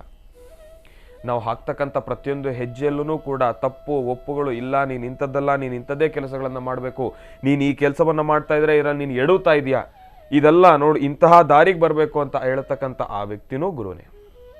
ನಮ್ಮ ವಾಸ್ತುಗೃಹದಲ್ಲಿ ನಮ್ಮ ಮೊದಲನೇ ಗುರು ಯಾರು? ನಮ್ಮ ತಂದೆ ತಾಯಿ. ನಮ್ಮ ಎರಡನೇ ಗುರು ಯಾರು? ನಾವು ಶಾಲಾ ಕಾಲೇಜಿಗೆ ಹೋಗಿ ಬರ್ತಕ್ಕಂಥವ್ರು. ನಮ್ಮ ಮೂರನೇ ಗುರು ಯಾವುದು? ನಮ್ಮಲ್ಲಿರ್ತಕ್ಕಂಥ ಮನಸ್ಸು. ನೋಡಿ ಹೇಳ್ತೀನಿ, ಮೆದುಳು, ತಲೆ, ನಮ್ಮ ಬುದ್ಧಿಶಕ್ತಿ, ನಮ್ಮ ಮನಸ್ಸಿನ ಶಕ್ತಿ, ಇದೆರಡಕ್ಕೂ ಕೂಡ ಅಜಗಜಾಂತರ ವ್ಯತ್ಯಾಸ ಇದೆ. ಯಾಕೆ ಅಂದರೆ ಬುದ್ಧಿಶಕ್ತಿ ಒಂದು ಹೇಳಿದ್ರೆ ಮನಸ್ಸಿನ ಶಕ್ತಿ ಮತ್ತೊಂದು ಹೇಳುತ್ತೆ. ಬುದ್ಧಿ ಹೇಳುತ್ತೆ ನನಗಿದು ಬೇಕು, ನಾನಿದು ತಿನ್ನಬೇಕು ಅಂತ ಹೇಳಿ. ಮನಸ್ಸು ಹೇಳುತ್ತೆ ಬೇಡ, ನಿನ್ನ ಹೊಟ್ಟೆಗೆ ಅದು ಸಾಕು, ನಿನಗದು ಅವಶ್ಯಕತೆ ಇಲ್ಲ. ಕಣ್ಣಿಗೇನು ತಿನ್ನಬೇಕು, ಆದರೆ ಹೊಟ್ಟೆಗೆಲ್ಲಿ ಸಾಕಾಗೋಗಿದೆ, ಫುಲ್ ಆಗೋಗಿದೆ. ಆ ಕ್ಷಣ ಎರಡೂ ಕೂಡ ನಮಗೆ ಎರಡೆರಡು ಅವಕಾಶಗಳನ್ನು ಕೊಡ್ತಕ್ಕಂಥದ್ದಿರುತ್ತೆ. ಮನಸ್ಸು ಹೇಳುತ್ತೆ, ಇವಾಗ ಬುದ್ಧಿಶಕ್ತಿ ಹೇಳುತ್ತೆ ಗಾಡಿನಲ್ಲಿ ಅಷ್ಟು ದೂರ ಟ್ರಾವೆಲ್ ಮಾಡಬೇಕಾ ಅಂತ ಹೇಳಿ. ಆ ಕ್ಷಣ ಮನಸ್ಸು ಹೇಳುತ್ತೆ ಇಲ್ಲ, ಒಂದು 10 ನಿಮಿಷ ನೆಮ್ಮದಿಯಾಗಿ ಗಾಡೀಲಿ ಹೋಗ್ಬರೋಣ ಅಂತ ಹೇಳಿ. ಇಂತಹ ವಿಚಾರಗಳನ್ನು ನಾವು ಏನಕ್ಕೆ ಅರ್ಥ ಮಾಡ್ಕೊಳ್ಬೇಕು ಅಂದರೆ, ನಾವು ಏನೊಂದು ಕೆಲಸ ಮಾಡಬೇಕಾದ್ರೂ ಕೂಡ ಪ್ರತಿಯೊಂದು ಕೆಲಸದಲ್ಲೂ ಕೂಡ ಪ್ರತಿಯೊಂದು ಬಾರಿನೂ ಕೂಡ ನಮಗೆ 2 ಆಪ್ಷನ್ ಇದ್ದೇ ಇರುತ್ತೆ. ಇಂತಹ ಕೆಲಸಗಳನ್ನು ಮಾಡಬಹುದಾ ಮಾಡಬಾರ್ದಾ ಎಂಬತಕ್ಕಂಥದ್ದು. ಆದರೆ ಆ ಕ್ಷಣ ಬುದ್ಧಿಶಕ್ತಿಯ ಮಾತನ್ನು ಕೇಳೋದಕ್ಕಿಂತ ಆ ಕ್ಷಣ ನಿಮ್ಮ ಮನಸ್ಸಿನ ಮಾತನ್ನು ಕೇಳತಕ್ಕಂಥದ್ದು ಬಹಳ ಉತ್ತಮ. ಯಾಕೆ ಅಂದರೆ ಮನಸ್ಸಿದ್ದಲ್ಲಿ ಮಾರ್ಗ. ನಾವು ದೃಢ ಮನಸ್ಸಿನ ಸಂಕಲ್ಪವನ್ನು ಮಾಡಿ ಏನೇ ಕೆಲಸ ಆಗಲಿ, ಎಂಥದೇ ಕೆಲಸ ಆಗಲಿ, ಅದರ ಆ ಕೆಲಸದಲ್ಲಿ ಇನ್ನೆಷ್ಟು ಕಷ್ಟಗಳಿರಲಿ, ನಷ್ಟಗಳಿರಲಿ, ಸಂಕಷ್ಟಗಳಿರಲಿ, ಎಲ್ಲವನ್ನೂ ಎದುರಿಸುವ ಶಕ್ತಿ ನನಗಿದೆ, ಅಷ್ಟು ಬುದ್ಧಿಶಕ್ತಿ ನನಗಿದೆ ಎಂಬತಕ್ಕಂಥ ಒಂದು ಮನಸ್ಸಿನ ಸಂಕಲ್ಪವನ್ನು ಮಾಡಿ ನಾವು ಮುಂದೆ ಹೋಗಿದ್ದೇ ಆದರೆ ನಾವು ಅಂದುಕೊಂಡಿರ್ತಕ್ಕಂಥ ಎಲ್ಲ ಕೆಲಸವನ್ನು ಕೂಡ ಕಾರ್ಯಸಿದ್ಧಿಪಡಿಸ್ಕೊಳ್ತೀವಿ. ಅಂತಹ ಬುದ್ಧಿಶಕ್ತಿಯನ್ನು ನಮ್ಮಲ್ಲಿ ಜಾಸ್ತಿ ಮಾಡತಕ್ಕಂಥವ್ರು ಯಾರು? ಗುರುಗಳು. ಅಂತಹ ಗುರುಗಳನ್ನು ನಾವು ಪ್ರತಿ ಕ್ಷಣವೂ ಕೂಡ ಗೌರವಿಸ್ತಾನೆ ಇರಬೇಕು. ಗುರು ಅಂತ ಹೇಳಿದ್ರೆ ನಾನೀಗಾಗಲೇ ಹೇಳಿದೆ, ಶಾಲಾ ಕಾಲೇಜಿನಲ್ಲಿ ಪಾಠ ಮಾಡ್ತಕ್ಕಂಥವ್ರು ಮಾತ್ರ ಗುರುಗಳಲ್ಲ. ನಮ್ಮ ಪ್ರತಿನಿತ್ಯದ ಜೀವನದಲ್ಲಿ ಹಿಂಗೆ ಬದುಕಬೇಕು ಅಂತ ನಮ್ಮನ್ನು ಪ್ರತಿಯೊಂದು ಹೆಜ್ಜೆಯಲ್ಲೂ ಕೂಡ ತೀಡ್ತಕ್ಕಂಥವನು ಒಬ್ಬ ಗುರುನೇ. ವಾಸ್ತುಗೃಹದಲ್ಲಿ ಹೇಳ್ತೀನಿ, ತಂದೆ ತಾಯಿಯೇ ನಮ್ಮ ಮೊದಲ ಗುರು. ಹೌದು, ನಮ್ಮ ತಂದೆ ತಾಯಿ ಜೊತೆ ನಮ್ಮ ಅಕ್ಕನೂ ನನ್ನ ಗುರುನೇ, ನಮ್ಮ ತಂಗಿನೂ ನನಗೆ ಗುರುನೇ, ನಮ್ಮ ತಮ್ಮನೂ ನನಗೆ ಗುರುನೇ. ನೀವು ರಕ್ತ ಹಂಚ್ಕೊಂಡಿರ್ತಕ್ಕಂಥವ್ರು ಪ್ರತಿಯೊಬ್ಬರೂ ಕೂಡ ನಿಮ್ಮ ಪಕ್ಕದಲ್ಲಿ ನಿಂತು ನಾಳೆ ದಿವಸ ನಿಮ್ಗೊಂದು ಮಾತು ಹೇಳ್ತಾ ಇದ್ದಾರೆ ಅಂದರೆ ಅವರೂ ಕೂಡ ಒಂದು ಗುರುನೇ. ಆ ಕ್ಷಣ ನೀವು ಜ್ಞಾನವನ್ನು ಸಂಪಾದನೆ ಮಾಡ್ತಾ ಇರ್ತೀರ. ನಿಮ್ಗೆ ಅದ್ರ ಬಗ್ಗೆ ಅರಿವಿರೋದಿಲ್ಲ. ಆ ಅರಿವನ್ನು ಮೂಡಿಸ್ತಕ್ಕಂಥ ವ್ಯಕ್ತಿಗೂ ನಾವು ಅಷ್ಟೇ ಗೌರವವನ್ನು ಕೊಡಬೇಕು, ನಾವು ಅಷ್ಟೇ ಗೌರವವನ್ನು ಸಮರ್ಪಣೆ ಮಾಡಬೇಕು. ಆ ಗುರು ಎಂಬತಕ್ಕಂಥ ಪದಕ್ಕೆ ಅಷ್ಟು ಶಕ್ತಿ ಇದೆ. ಗುರುವಾರ ಇವತ್ತಿನ ದಿವಸ ತಾವೆಲ್ಲರೂ ಕೂಡ ನಿಮ್ಮ ಧರ್ಮದ ಗುರುಗಳಲ್ಲಿ ಶ್ರದ್ಧಾಭಕ್ತಿಯಿಂದ ಪ್ರಾರ್ಥನೆಯನ್ನು ಮಾಡಿ, ಗಣಪನಲ್ಲಿ ಶ್ರದ್ಧಾಭಕ್ತಿಯಿಂದ ಪ್ರಾರ್ಥನೆಯನ್ನು ಮಾಡಿ, ಗುರುವಾರ ಇವತ್ತಿನ ದಿವಸ ಆದಷ್ಟು ಶ್ವಾನಗಳಿಗೆ ಏನಾದರೂ ತಿಂಡಿ ತಿನಿಸನ್ನು ಹಾಕಿ ಪ್ರಾರ್ಥನೆಯನ್ನು ಮಾಡಿ. ಯಾವ ವರ್ಣದಲ್ಲಿರ್ತಕ್ಕಂಥ ಶ್ವಾನವಾದರೂ ಕೂಡ ಪರವಾಗಿಲ್ಲ. ನಿಮ್ಮ ಕಣ್ಮುಂದೆ ಏನಾದರೂ ಶ್ವಾನ ಅನ್ನೋದಕ್ಕಿಂತ ನಿಮ್ಮ ಕಣ್ಮುಂದೆ ಯಾವ ಜೀವರಾಶಿಗಳು ಕಾಣಿಸ್ತಾವೋ, ಕ್ರಿಮಿಕೀಟಗಳು ಕಾಣಿಸ್ತಾವೋ, ಇವಾಗ ಒಂದು ಇರುವೆಗೂ ಕೂಡ ಒಂಚೂರು ಸಕ್ಕರೆಯನ್ನು ಹಾಕಿ ಗುರುಗಳನ್ನು ಪ್ರಾರ್ಥನೆಯನ್ನು ಮಾಡಿ. ಗುರುಗಳ ಅನುಗ್ರಹ ಇದ್ದರೆ ಅಸಾಧ್ಯವಾದನ್ನು ಕೂಡ ಸಾಧನೆ ಪಡಿಸ್ಕೊಳ್ತಕ್ಕಂಥ ಶಕ್ತಿ ಭಗವಂತ ನಮಗೆ ದಯಪಾಲಿಸ್ತಕ್ಕಂಥದ್ದಿರುತ್ತೆ. ಅದಕ್ಕೋಸ್ಕರ ಗುರುಗಳನ್ನು ಪ್ರಾರ್ಥನೆಯನ್ನು ಮಾಡಿ ಸಾಕಷ್ಟು ಹೆಚ್ಚಿನ ಫಲಾಫಲಗಳನ್ನು ತಪ್ಪದೇ ಸಿದ್ಧಪಡಿಸ್ಕೊಳ್ತೀರಾ. ಒಳ್ಳೆಯದಾಗಲಿ, ಶುಭವಾಗಲಿ. ಈ ಶುಭ ಎಂಬತಕ್ಕಂತಹ ಪದದ ಹಿಂದೆ ಅರ್ಥ ಹೇಳಿದ್ರು. ಹಾ ಗುರುಗಳೇ. ಮನಸ್ಸು, ಬುದ್ಧಿ, ಚೈತನ್ಯ. ಹಾ ಗುರುಗಳೇ. ಇಬ್ಬರು ವ್ಯಕ್ತಿಗಳು ಮಾರ್ಗಮಧ್ಯದಲ್ಲಿ ನಡಿಬೇಕಾದ್ರೆ ಸುಂದರವಾದಂತಹ ಮಾವಿನ ಮರ ಸುಂದರನೇ. ಯಾವಾಗ ಅದು ಸುಂದರ ಆಗುತ್ತೆ ಅಂದರೆ ಒಳಗಡೆ ಇಟ್ಟಿರ್ತಕ್ಕಂಥ ಮಾವಿನ ಹಣ್ಣು ಒಳ್ಳೆ ಬಂಗಾರದ ವರ್ಣವಾಗಿ ಆ ವರ್ಣದಲ್ಲಿರ್ತಕ್ಕಂಥ ಹಣ್ಣುಗಳು ನೋಡಿದಾಗ ಬರೀ ಕಾಯಿ ನೋಡಿದ್ರೆ, ಮಾವಿನಕಾಯಿ ನೋಡಿದ್ರೆ ಖುಷಿ ಪಡಲ್ಲ, ಮಾವಿನ ಹಣ್ಣು ನೋಡಿದ್ರೆ ಖುಷಿ. ಹೌದು. ಯಾಕೆಂದರೆ ಹಣ್ಣಿಗೆ ಮೊದಲೇ ಶಾಸ್ತ್ರ ಹೇಳ್ತಾರೆ, ಹಿರಿಯರು ಹೇಳ್ತಾರೆ, ಹಣ್ಣುಗಳ ರಾಜ ಅಂದರೆ ಮಾವಿನ ಹಣ್ಣು ಅಂತ. ಅಂತಹ ಮಾವಿನ ಹಣ್ಣು ವೃಕ್ಷದಲ್ಲಿ ಕಂಡಾಗ ಅದು ಬಹಳ ಆನಂದ. ಆದರೆ ಆ ಮಾವಿನ ಹಣ್ಣಿನ ವೃಕ್ಷ ಇರೋ ಸಾನ್ನಿಧ್ಯಕ್ಕೆ ಒಂದು ಬೇಲಿ ಇರುತ್ತೆ, ಸುತ್ತ ಬೇಲಿ ಹಾಕಿರ್ತಾರೆ. ಒಂದು ಕಾಂಪೌಂಡ್ ಒಳಗಡೆ ಇದೆ. ಅದು ಕಾಂಪೌಂಡ್ ಒಳಗಡೆ ಹೋದರೆ ನಾಯಿ ಇರ್ಬೋದು ಅಥವಾ ಮಾಲೀಕ ಇರ್ಬೋದು. ಅದಾದಮೇಲೆ ಮುಂದೆ ಏನು ಅಂತ ಈ ಬ್ರೇಕ್ ಆದಮೇಲೆ ಮಾತಾಡೋಣ. ಕೂತ್ಕೊಂಡು ಕಣ್ಣು ಹೇಳ್ತಾ ಇದೆ, ಅಬ್ಬಾ ಏನೆಲ್ಲ ಬೇಕು ಅಂತ. ಒಳ್ಳೆ ಮನಸ್ಸು ಹೇಳುತ್ತೆ, ಅದರಿಂದ ಒಂದು ಹೊಡ್ತಾ ಇದೆ ಅಂತ. ಆದರೆ ಬುದ್ಧಿ ಒಂದ್ಸತಿ ನೋಡ್ಬಿಡೋಣ, ಪರವಾಗಿಲ್ಲ, ಮುಟ್ಬಿಡು ಅಂತ. ಈ ಮನಸ್ಸು ಹಾಗೇನೆ ತಲೆಯಲ್ಲಿ ಹೇಳುತ್ತೆ, ಅದು ಪ್ರೇರೇಪಣೆ ಮಾಡ್ತಾ ಇರುತ್ತೆ. ಹಾಗೆ ಒಂದು ಸುಂದರವಾದಂತಹ ಒಂದು 10 ಹೆಜ್ಜೆ ಹಾಕಿದಾಗ ಅಲ್ಲೊಂದು ಮಾವಿನ ಮರದಲ್ಲಿ ಕಂಡಂಥ ಒಂದು ಮಾವಿನ ಹಣ್ಣು ಒಂದೇ ಆಗಿದ್ರೆ ಒಂಥರ ಮನಸ್ಸು ಅಷ್ಟೊಂದು ತಲೆ ಕೆಡಿಸ್ಕೊಳ್ಳೋದಿಲ್ಲ. ಆ ಮರ ಎಲ್ಲ ನೋಡಿದಾಗ ಎಲ್ಲಿ ನೋಡಿದ್ರೂ ಹಣ್ಣಿನೇ. ಅಷ್ಟೊಂದು ಹಣ್ಣುಗಳಿರುವ ಕಡೆ ಒಂದು ಹಣ್ಣು ಕಿತ್ಕೊಂಡು ತಿನ್ನಬೇಕು ಅಂತ ಆಸೆ ಮನಸ್ಸಿಗೆ ಬಂದ್ಬಿಡ್ತು. ಆದರೂ ಒಳ ಮನಸ್ಸು ಹೇಳ್ತಾ ಇದೆ, ಕಾಂಪೌಂಡ್ ದಾಟ್ಕೊಂಡು ಒಳಗಡೆ ಹೋದಾಗ ಅಲ್ಲಿ ಯಜಮಾನ ನಾಯಿ ಬಿಟ್ಟಿದ್ದಾನೋ ಅಥವಾ ಯಜಮಾನನೇ ಅಲ್ಲಿ ಕೂತ್ಕೊಂಡು ಎಲ್ಲಾದರೂ ನೋವು ಕೊಡ್ತಾನೋ ಗೊತ್ತಿಲ್ಲ, ಆದರೂ ಪರವಾಗಿಲ್ಲ, ಆ ಹಣ್ಣು ತಿನ್ಬಿಡ್ಬೇಕು. ಅದು ತಲೆಯಲ್ಲಿ ಪ್ರೇರೇಪಣೆ ಮಾಡ್ತಾ ಇದೆ, ಆ ಬುದ್ಧಿ ಹೇಳ್ತಾ ಇದೆ ನಮಗೆ. ಆದರೆ ಮನಸ್ಸು ಹೇಳುತ್ತೆ, ಹೋದರೆ ಹೊಡೆತ ಬೀಳುತ್ತೆ, ಗ್ಯಾರಂಟಿ ಬೀಳುತ್ತೆ, ಸಿಗಾಕೊಂಡ್ರೆ ಅಲ್ಲಿಂದ ತಪ್ಪಿಸ್ಕೊಳ್ಳೋಕ್ಕಾಗಲ್ಲ, ಆ ಮಾವನನ್ನು ಎತ್ಕೊಂಡು ಕಾಂಪೌಂಡ್ ದಾಟಿ ಆಚೆ ಬರೋದು ಭಾಳ ಕಷ್ಟ, ಪರವಾಗಿಲ್ಲ ನೋಡೇ ಬಿಡೋಣ, ಆ ಹಣ್ಣು ನೋಡಿದ್ದೀವಿ ತಿನ್ಬಿಡ್ಬೇಕು. ಒಳಗೆ ಹೋಗಿದ್ದು ನಿಜ, ನೋಡಿ ತಲೆಯಲ್ಲಿ ಹೇಳ್ತಾ ಇದೆ, ಇದು ತಲೆಯಲ್ಲಿ ಹೇಳುವಂಥ ಪ್ರೇರೇಪಣೆ ಪ್ರತಿಯೊಂದೂ ಆರ್ಡರ್ ಮಾಡ್ತಾ ಇದೆ. ಹೋಗು, ಪರವಾಗಿಲ್ಲ, ಕಾಂಪೌಂಡ್ ದಾಟು, ಒಳಗೆ ಹೋಗು, ಮಾವಿನ ಹಣ್ಣು ಕಿತ್ಕೋ, ಅಲ್ಲಿ ಪಕ್ಕದಲ್ಲಿ ನೀರಿದೆ ಒಂಚೂರು ತೊಳ್ಕೋ, ಸಾಧ್ಯವಾದರೆ ಇಲ್ವಾ ಪರವಾಗಿಲ್ಲ, ಒರೆಸ್ಬಿಟ್ಟು ತಿನ್ಬಿಟ್ರು ಆಯಿತು. ಒಟ್ಟಿನಲ್ಲಿ ಆ ಮಾವಿನ ಹಣ್ಣು ನೋಡಿದ ತಕ್ಷಣ ತಿನ್ನಬೇಕು ಅನ್ನೋ ಆಸೆ ಹುಟ್ಟಿಸ್ಬಿಡ್ತು.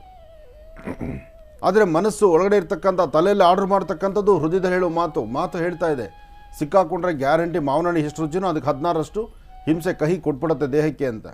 ಆದರೂ ಪರವಾಗಿಲ್ಲ, ನುಗ್ಗಿದ್ದಾಯಿತು, ಮಾವಿನ ಹಣ್ಣು ಕಿತ್ತಿದ್ದಾಯಿತು, ಮಾಲೀಕ ಬಂದಿದ್ದಾಯಿತು, ಹಿಡಿದು ಕಟ್ಟಾಕಿದ್ದಾಯಿತು. ಕಟ್ಟಿ ಅವನೇನು ಮಾಡ್ದ, ತಲೆಗೆ ಹೊಡಿಲಿಲ್ಲ, ಬೆನ್ನಿಗೆ ರಪ್ಪ ಅಂತ 4 ಬಿಟ್ಟ, ಬೆನ್ನಿಗೆ ಬಿಟ್ಟ, ಕಪಾಳಕ್ಕೂ ಹೊಡೆದ. ನಾನು ಕಷ್ಟಪಟ್ಟು ಅವತ್ತಿಂದ ಸಾಕಿ ಇಷ್ಟು ದೊಡ್ಡದು ಮಾಡಿದ್ದೀನಿ ಮರನ, ಜೊತೆಗೆ ಇದರಲ್ಲಿ ಬಿಡ್ತಕ್ಕಂಥ ಹಣ್ಣು, ಅದು ಒಂದು ಹಣ್ಣಿನ ಬೆಲೆ ಎಷ್ಟಿದೆ ಅಂತ ನಿನಗೇನು ಗೊತ್ತಿದೆ, ಬಂದು ಕದ್ದುಬಿಟ್ಟು ಮಾವಿನ ಹಣ್ಣು ತಿಂತಾ ಇದೆಯಾ ಅಂತ. ಆವಾಗ ಮೇಲೆ ತಲೆಯಲ್ಲಿರ್ತಕ್ಕಂಥ ಬುದ್ಧಿ ತಪ್ಪಿಸ್ಕೊಳ್ಳೋ ಐಡಿಯಾ ಕೊಡಲಿಲ್ಲ, ಕೈ ಕಟ್ಕೊಂಡು ನಿಂತ್ಕೋ, ಸುಮ್ಮನೆ 2 ಹೊಡೆದ್ರೂ ಪರವಾಗಿಲ್ಲ, ಹೊಡೆಸ್ಕೊಂಬಿಡು ಅಂತ ಹೇಳ್ತಿತ್ತು. ಯಾಕೆಂದರೆ ತಪ್ಪಿಸ್ಕೊಂಡು ಆಚೆ ಹೋಗಿ ಚಾನ್ಸೇ ಇಲ್ಲ ನೀನು. ಹಾಗೆ ನಮ್ಮೊಳಗಿರುವಂಥ 2 ಬುದ್ಧಿ, ಒಂದು ತಲೆ ಆರ್ಡರ್ ಮಾಡುತ್ತೆ, ಇನ್ನೊಂದು ಮನಸ್ಸು ಹೇಳ್ತಾ ಇರುತ್ತೆ. ನೀವು ಮಾಡುವಂತಹ ವಿಚಾರ, ಯಾವುದೇ ವಿಚಾರ ತೀರ್ಮಾನ ತೆಗೆದುಕೊಂಡಾಗಲೂ ಪ್ರತಿಯೊಂದು ಅಲ್ಲಿ ಗೊತ್ತಾಗ್ಬಿಡುತ್ತೆ, ಇದು ಒಳ್ಳೆಯದು, ಇದು ಕೆಟ್ಟದ್ದು. ನೋಡಿ, ಎಷ್ಟೋ ಕಡೆ ನೀವು ಯಾರಿಗಾದ್ರೂ ದೌರ್ಜನ್ಯ ಮಾಡಿ ಅಥವಾ ಏನೋ ಒಂದು ಸನ್ನಿವೇಶಕ್ಕೆ ಗತ್ತಲ್ಲಿ ಜೋರಾಗಿ ಮಾತಾಡ್ಬಿಡ್ತೀರಿ. ಆ ಮಾತಾಡಿದಾದಮೇಲೆ ನೀವು ಮಾಡ್ತಿರ್ತಕ್ಕಂಥ ತಪ್ಪು ಅಂತಲೂ ನಿಮ್ಮ ಮನಸ್ಸು ಹೇಳ್ತಾ ಇರುತ್ತೆ. ನಿಮ್ಮ ಮನಸ್ಸು ಹೇಳುತ್ತೆ, ನೀನು ತಪ್ಪು ಮಾಡಿದೆ, ಇದು ಮಾಡಬಾರ್ದಾಗಿತ್ತು, ನೀನು ದುಡುಕಿ ತೀರ್ಮಾನ ತೊಗೊಂಡ್ಬಿಟ್ಟಿದೆಯಾ, ಇದರಿಂದ ಮುಂದೆ ದುಷ್ಪರಿಣಾಮ ಆಗುತ್ತೆ, ಇದರಿಂದ ದೊಡ್ಡ ಪರಿಣಾಮ ಆಗುತ್ತೆ, ನಾಳೆ ಇದಕ್ಕೆ ನೀನು ತಲೆ ಬಗ್ಗಿಸ್ಬೇಕಾಗತ್ತೆ. ಅದಾದ ತಕ್ಷಣ ಮನಸ್ಸ ಭಯ ಶುರುವಾಗ್ಬಿಡುತ್ತೆ. ನುಗ್ಗುವಾಗ, ಮಾತಾಡುವಾಗ, ಗರ್ಜನೆ ಮಾಡುವಾಗ, ನಿನ್ನ ದೇಹದಲ್ಲಿರೋ ಶಕ್ತಿ ಪ್ರದರ್ಶನ ತೋರಿಸುವಾಗ ಅದು ಯಾವಾಗೂ ಆ ಮಾತು ಕೇಳೋದೇ ಇಲ್ಲ. ಏನು ಆರ್ಡ್ರ್ ಆಯಿತು, ಏನು ಮಾಡಬೇಕೋ ನೀವು ಮಾಡಿಬಿಡೋದಷ್ಟೇ. ಅದಾದಮೇಲೆ ನಿಮ್ಮ ಒಳಮನಸ್ಸು ಹೇಳುತ್ತೆ, ನೀನು ಮಾಡಿದ ತಪ್ಪು, ಮಾಡಬಾರ್ದಾಗಿತ್ತು, ಜೋರಾಗಿ ಬೈಬಾರ್ದಾಗಿತ್ತು, ಇನ್ನೊಬ್ಬರನ್ನ ನಿಂದನೆ ಮಾಡಬಾರ್ದಾಗಿತ್ತು, ನಿನ್ನ ದೇಹದಲ್ಲಿ ಶಕ್ತಿ ಇದೆ ಅಂತ ಅವನ ಕಪಾಳಕ್ಕೆ ಹೊಡಿಬಾರ್ದಾಗಿತ್ತು. ಯಾವಾಗ ಬರುತ್ತೆ ಅಂದರೆ ನೀವು ಹೊಡೆದೇಟನ್ನು ಅನುಭವಿಸಿ ಅವ್ನು ಕಣ್ಣೀರು ಹಾಕ್ತಾ ಎದುರುಗಡೆ ನಿಂತ್ಕೊಳ್ತಾರಲ್ಲ, ಅಥವಾ ಕೈ ಕಟ್ತಾರಲ್ಲ, ಅಥವಾ ಆ ಕ್ಷಣ ಅವರ ದುಃಖವನ್ನು ವ್ಯಕ್ತಪಡಿಸ್ತಾರಲ್ಲ, ಆಗ ನಿಮ್ಮ ಮನಸ್ಸಲ್ಲಿ ಅದು ಹೇಳುತ್ತೆ. ಅಷ್ಟೊತ್ತಿಗೆ ಟೈಮ್ ಮೀರಿ ಹೋಗ್ಬಿಟ್ಟಿರುತ್ತೆ. ನೀವು ಅವ್ರ ಮುಂದೆ ಅವಾಗ ಅಳಕ್ಕಾಗಲ್ಲ, ಯಾಕೆಂದರೆ ಹೊಡೆದಿರ್ತಿರಲ್ಲ, ನೀವು ಹೀರೋ ಆಗಿಬಿಟ್ಟಿರ್ತಿರಲ್ಲ, ಹೀರೋ ಆದ ವ್ಯಕ್ತಿ ತಲೆ ಬುಗ್ಸೋಕ್ಕಾಗಲ್ಲ. ಇಂತಹ ಪರಿಸ್ಥಿತಿಗಳು ಮನಸ್ಸು ಮತ್ತು ಮನಸ್ಸಿನ ಸ್ಥಿತಿ. ಬ್ರೈನ್ ಆರ್ಡರ್ ಮಾಡ್ದಂಗೆಲ್ಲ ಈ ದೇಹ ಸ್ಪಂದಿಸಿದ್ರೆ ಇಂಥದ್ದೆಲ್ಲ ಎಡವಟ್ಟಿದೆ. ಅದಕ್ಕೆ ಒಂದಿಷ್ಟು ಕಡಿವಾಣಗಳಂತಿದೆ. ಆ ಕಡಿವಾಣ ಹೇಗೆ ಬೀಳುತ್ತೆ?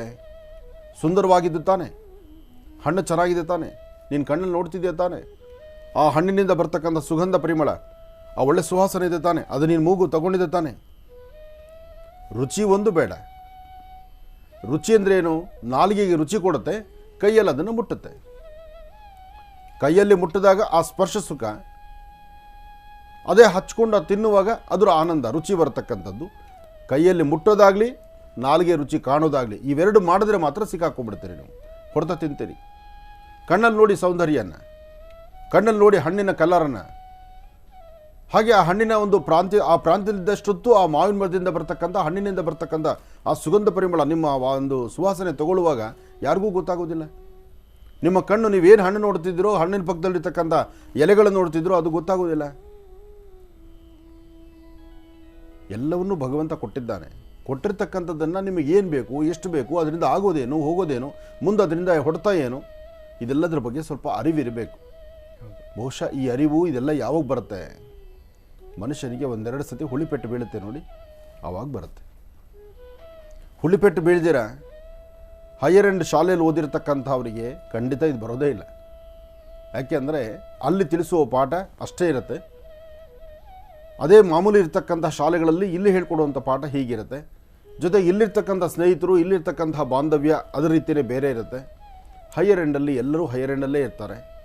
ಅಲ್ಲಿ 5 ಸ್ಟಾರಲ್ಲಿ ಇರ್ತೀರಿ, ಇಲ್ಲಿ ಈ ಪ್ರಕಾರವಾಗೇ ಇರ್ತೀರಿ. ಹಾಗೆ ಮನುಷ್ಯನಿಗೆ ಏನು ಬೇಕು ಬೇಡ, ಸರಿ ತಪ್ಪು ಎಲ್ಲವನ್ನೂ ಆಲೋಚನೆ ಮಾಡೋ ಶಕ್ತಿ ಭಗವಂತ ಎಲ್ಲರಿಗೂ ಕೊಟ್ಟಿರ್ತಾನೆ. ಇದು ಒಬ್ಬ ಮಾತ್ರ ಗುರು, ಅವನ ಕೈ ಕೆಳಗೆ ಇವೆಲ್ಲ ಇರ್ತಾರೆ ಅಂತಲ್ಲ, ಎಲ್ಲರೂ ಗುರುಗಳೇ. ಎಲ್ಲರಿಗೂ ವಿದ್ವತ್ತಿದೆ, ಎಲ್ಲರಿಗೂ ವಿದ್ಯೆ ಇದೆ, ಎಲ್ಲರಿಗೂ ಬೇಕು ಬೇಡ ಇದೆ, ಎಲ್ಲರಿಗೂ ಎರಡು ಮನಸ್ಸಿದೆ. ಒಳ್ಳೆಯದೇನು ಕೆಟ್ಟದ್ದೇನು ಯೋಚನೆ ಮಾಡೋ ಶಕ್ತಿ ನಿಮಗಿದೆ. ಅದನ್ನು ಸರಿಯಾದ ರೀತಿ ತೆಗೆದುಕೊಂಡು ಬರಬೇಕು. ಇದನ್ನು ನಡೆಸಿ ಎಲ್ಲರಿಗೂ ಒಳ್ಳೆಯದಾಗಲಿ. ಮತ್ತೊಮ್ಮೆ ತಿಳಿಸ್ಕೊಡ್ತಾ ಇದ್ದೀನಿ, ನಾಳೆ ಶುಕ್ರವಾರ ನೇರ ಪ್ರಸಾರ ಕಾರ್ಯಕ್ರಮ ಮುಗಿದ ನಂತರ ಅಂದರೆ ಸುಮಾರು 11 ಗಂಟೆ ಹೊತ್ತಿಗೆ ಡಾಕ್ಟರ್ ಮಹರ್ಷಿ ಆನಂದ್ ಗುರೂಜಿ ಅವರು ದೇವನಹಳ್ಳಿ ತಾಲೂಕಿಗೆ ಆಗಮಿಸ್ತಾ ಇದ್ದಾರೆ. BVK ಗ್ರೂಪ್ಸ್ ಅವರ ಗೀತಾ ಕನ್ವೆನ್ಷನ್ ಹಾಲ್ನ ಉದ್ಘಾಟನಾ ಸಮಾರಂಭದಲ್ಲಿ ಪಾಲ್ಗೊಳ್ತಾ ಇದ್ದಾರೆ. ಮತ್ತು ಇದೇ ಸಂದರ್ಭದಲ್ಲಿ ಶ್ರೀ ಲಕ್ಷ್ಮೀ ವೆಂಕಟೇಶ್ವರ ಸ್ವಾಮಿ ಕಲ್ಯಾಣೋತ್ಸವವನ್ನು ಕೂಡ ಬಹಳ ಶಾಸ್ತ್ರೋಕ್ತವಾಗಿ ಅದ್ಧೂರಿಯಾಗಿ ನಿರ್ವಹಿಸಲಾಗ್ತಾ ಇದೆ ಡಾಕ್ಟರ್ ಮಹರ್ಷಿ ಆನಂದ್ ಗುರೂಜಿ ಅವರ ದಿವ್ಯ ಸಾಥ್ಯದಲ್ಲಿ. ಈ ಕಾರ್ಯಕ್ರಮ ಅಂದರೆ ಕನ್ವೆನ್ಷನ್ ಹಾಲ್ನ ಉದ್ಘಾಟನಾ ಸಮಾರಂಭ ಇರುವಂಥ ಸ್ಥಳ ಬೈಪಾಸ್ ಕೋಲಾರ ರಸ್ತೆ, ವಿಜಯಪುರ, ದೇವನಹಳ್ಳಿ ತಾಲೂಕು, ಬೆಂಗಳೂರು ಗ್ರಾಮಾಂತರ ಜಿಲ್ಲೆ. ಬೈಪಾಸ್ ಕೋಲಾರ ರಸ್ತೆ, ವಿಜಯಪುರ, ದೇವನಹಳ್ಳಿ ತಾಲೂಕು, ಬೆಂಗಳೂರು ಗ್ರಾಮಾಂತರ ಜಿಲ್ಲೆ. ಇಲ್ಲಿ BVK ಗ್ರೂಪ್ಸ್ ಅವರ ಗೀತಾ ಕನ್ವೆನ್ಷನ್ ಹಾಲ್ನ ಉದ್ಘಾಟನಾ ಸಮಾರಂಭವನ್ನು ಆಚರಿಸಲಾಗ್ತಾ ಇದೆ. ಗುರುಜರು ಆಗಮಿಸ್ತಾರೆ, ನೀವು ಕೂಡ ಖಂಡಿತವಾಗಿಯೂ ಭಾಗವಹಿಸಬಹುದು ಅಂತ ಹೇಳ್ತಾ ಬನ್ನಿ. ಹಾಗಿದ್ರೆ ಈಗ ಕಾರ್ಯಕ್ರಮವನ್ನು ಮತ್ತೆ ಮುಂದುವರಿಸೋಣ. ಗುರುಜಿ, ರಾಶಿ ಫಲ ತಿಳಿಸ್ಕೊಡ್ಬೇಕು. ಖಂಡಿತಮ್ಮ, ನಾನೇನೋ ರೆಡಿಯಾಗಿದ್ದೇನೆ. ಮಧ್ಯೆ ಮಧ್ಯೆ ಇದೆಲ್ಲ ಹೊಸ ಹೊಸ ಚಿಂತನೆಗಳು ಬರ್ತಾ ಇರ್ತವೆ. ಎಲ್ಲಿ ನಮ ಸೂರ್ಯಾಯ ಚಂದ್ರಾಯ ಮಂಗಳಾಯ ಬುಧಾಯ ಚ ಗುರು ಶುಕ್ರ ಶನಿಭ್ಯಶ್ಚ ರಾಹವೇ ಕೇತುವೇ ನಮಃ ಆದಿತ್ಯಾದಿ ನವಗ್ರಹ ದೇವತಾಭ್ಯೋ ನಮಃ. ನವಗ್ರಹಗಳನ್ನು ಪ್ರಾರ್ಥನೆ ಮಾಡ್ತಾ ರಾಶಿಫಲದತ್ತ ಗಮನ ಹರಿಸೋಣ. ಮೊದಲನಾದಂಥದ್ದು ಮೇಷರಾಶಿ. ಮೇಷರಾಶಿ ಮೇಷಲಗ್ನ. ಮೇಷರಾಶಿ ಮೇಷಲಗ್ನದಲ್ಲಿರ್ತಕ್ಕಂಥವ್ರಿಗೆ ಚಂದ್ರ ಮತ್ತು ಬುಧ ಇರ್ತಕ್ಕಂಥ ಆಸ್ಥಾನ, ಗುರು ಮತ್ತು ಶುಕ್ರ ಇರ್ತಕ್ಕಂಥ ಆಸ್ಥಾನ ಚೆನ್ನಾಗಿದೆ. ಶುಕ್ರನ ಅನುಗ್ರಹದಿಂದ ಅಂದುಕೊಂಡಷ್ಟು ಕೆಲಸ ಕಾರ್ಯಗಳನ್ನು ಸಿದ್ಧಿಪಡಿಸ್ಕೊಳ್ತೀರಿ. ಯಾವುದೇ ವೃತ್ತಿ ಧರ್ಮದಲ್ಲಿರ್ತಕ್ಕಂಥವರಾದರೂ ಇವತ್ತಿನ ನಿಮ್ಮ ಕೆಲಸಗಳಲ್ಲಿ ಒಂದಷ್ಟು ಫಲಾಫಲಗಳನ್ನು ಸಿದ್ಧಿಪಡಿಸ್ಕೊಳ್ತಕ್ಕಂಥ ದಿನ. ಕಾರಣ ಗುರುವಿನ ಅನುಗ್ರಹ ಪಡಿತಕ್ಕಂಥ ದಿನ. ಗುರುಗಳನ್ನು ಪ್ರಾರ್ಥನೆ ಮಾಡಿ, ಧರ್ಮದ ಗುರುಗಳನ್ನು ಆರಾಧನೆ ಮಾಡಿ. ಜೊತೆಗೆ ನೀವು ಬೆಳಗಿನ ಕಾರ್ಯಕ್ರಮವನ್ನು ಪ್ರಾರಂಭಿಸಬೇಕಾದ್ರೆ, ಮಕ್ಕಳು ಶಾಲೆಗೆ ಹೋಗಬೇಕಾದ್ರೆ, ಉದ್ಯೋಗಕ್ಕೆ ಬರಬೇಕಾದ್ರೆ, ಅಥವಾ ಕುಟುಂಬದಲ್ಲಿರ್ತಕ್ಕಂಥವ್ರು ನಿಮ್ಮ ಕಾರ್ಯವೈಖರಿಗಳನ್ನು ನಡೆಸಬೇಕಾದ್ರೆ, ಏನೇ ಆದರೂ ಉತ್ತರಾಭಿಮುಖವಾಗಿ ನಿಂತು ಅಲ್ಲಿ ಗುರುಗಳನ್ನು ಪ್ರಾರ್ಥನೆ ಮಾಡಿ ತದನಂತರ ನಿಮ್ಮ ಕೆಲಸ ಕಾರ್ಯದ ಕಡೆ ಗಮನ ಕೊಟ್ಟಿದ್ದೆ ಆದರೆ ಹೆಚ್ಚಿನ ಫಲಾಫಲಗಳನ್ನು ಖಂಡಿತ ಸಿದ್ಧಿಪಡಿಸ್ಕೊಳ್ತೀರಿ. ಇನ್ನು ವೃಷಭ ರಾಶಿ. ವೃಷಭ ರಾಶಿ ವೃಷಭ ಲಗ್ನ. ವೃಷಭ ರಾಶಿ ವೃಷಭ ಲಗ್ನದಲ್ಲಿರ್ತಕ್ಕಂಥವ್ರಿಗೆ ಚಂದ್ರ ಚೆನ್ನಾಗಿದ್ದು ಗುರುವಿನ ಅನುಗ್ರಹ ಇದೆ. ಇಷ್ಟಾರ್ಥವನ್ನು ಸಿದ್ಧಿಪಡಿಸ್ಕೊಳ್ತಕ್ಕಂಥ ಯೋಗ ಫಲ ಇದೆ. ಇವತ್ತು ತಾವು ಮಾಡಿದಷ್ಟು ಯಾವುದೇ ಕೆಲಸದ ಬಗ್ಗೆ ಚಿಂತನೆ ಮಾಡಿದ್ರೂ ಅದರ ಫಲಾಫಲಗಳು ಸಾಕಷ್ಟು. ಆದರೆ ಸಣ್ಣ ಸಣ್ಣ ವಿಚಾರಕ್ಕೂ ಸಹಿತ ಮೂಗಿನ ತುದಿಯಲ್ಲಿ ಕೋಪ ಇರುತ್ತೆ. ಕೋಪವನ್ನು ಕಡಿಮೆ ಮಾಡ್ಕೊಳ್ಳಿ. ಕೋಪ ಬಿಟ್ಟರೆ ಇವತ್ತು ಅದೃಷ್ಟದ ದಿನವೇ. ಆದರೆ ಕೋಪದಿಂದ ಆಗುವಂತಹ ಕೆಲಸವನ್ನು ನೀವೇ ನಿಮ್ಮ ಕೈಯಾರ ಹಾಳು ಮಾಡ್ಕೊಳ್ತೀರಿ. ಇವತ್ತು ವೃಷಭ ರಾಶಿಯಲ್ಲಿ ಇರ್ತಕ್ಕಂಥವ್ರು ಸ್ವಲ್ಪ ತಾಳ್ಮೆಯಿಂದ ಸಮಾಧಾನದಿಂದ ವರ್ತನೆ ಮಾಡಿದ್ರೆ ಹೆಚ್ಚಿನ ಫಲವನ್ನು ಖಂಡಿತ ಸಿದ್ಧಪಡಿಸ್ಕೊಳ್ತೀರಿ. ಇದರ ಜೊತೆಗೆ ನೀವು ಮಾಡಬೇಕಾಗಿರ್ತಕ್ಕಂಥದ್ದು ನಿಮ್ಮ ಕುಲದೇವರ ಪ್ರಾರ್ಥನೆ, ಮನೆ ದೇವರ ಪ್ರಾರ್ಥನೆ ಮಾಡಿ, ಮನೆಯಲ್ಲಿರ್ತಕ್ಕಂಥ ಹಿರಿಯರ ಮಾತನ್ನು ಸ್ವಲ್ಪ ಆಲಿಸಿ, ಅವ್ರು ಹೇಳುವ ಮಾತನ್ನು ಮನಸ್ಸಲ್ಲಿ ತೆಗೆದುಕೊಂಡು ಸರಿ ತಪ್ಪುಗಳ ಆಲೋಚನೆ ಮಾಡಿ ಸರಿಯಾದ ನಿರ್ಧಾರಕ್ಕೆ ಬಂದರೆ ವೃಷಭ ರಾಶಿಯವರಿಗೆ ಖಂಡಿತ ಒಳಿತಿದೆ. ಹಾಗೆ ವೃಷಭ ರಾಶಿ ವೃಷಭ ಲಗ್ನದಲ್ಲಿರ್ತಕ್ಕಂಥವರು ಒಂದು ಚಿಟಿಗೆ ಬೆಲ್ಲವನ್ನು ತೆಗೆದುಕೊಂಡು ಎಲ್ಲಿ ಇರುವೆಗೂಡಿರುತ್ತೋ ಆ ಇರುವೆಗೂಡ ಹತ್ರ ಬೆಲ್ಲದ ಪುಡಿಯನ್ನು ಹಾಕೋದ್ರಿಂದ ಆ ಇರುವೆಗಳು ಆ ಬೆಲ್ಲವನ್ನು ಸ್ವೀಕರಿಸಿದ್ರೆ ನಿಮಗೆ ಬಂದು ಒದಗುವಂತಹ ಒಂದಷ್ಟು ಗಂಡಾಂತರಗಳನ್ನು ಖಂಡಿತ ದೂರ ಮಾಡ್ಕೊಂಡಂಗೆ ಆಗುತ್ತೆ. ಈ ಪ್ರಯೋಗ ಇವತ್ತು ಮಾಡಲೇಬೇಕು, ನೀವು ಮಾಡಿ, ಒಳ್ಳೆಯದಾಗಲಿ. ಇನ್ನು ಮಿಥುನ ರಾಶಿ. ಮಿಥುನ ರಾಶಿ ಮಿಥುನ ಲಗ್ನ. ಮಿಥುನ ರಾಶಿ ಮಿಥುನ ಲಗ್ನದಲ್ಲಿರ್ತಕ್ಕಂಥವ್ರಿಗೆ ಮನಸ್ಸು ಸ್ವಲ್ಪ ಚಂಚಲತೆ ಇದೆ, ಒಂದಷ್ಟು ಭಯದ ವಾತಾವರಣ ಇದೆ.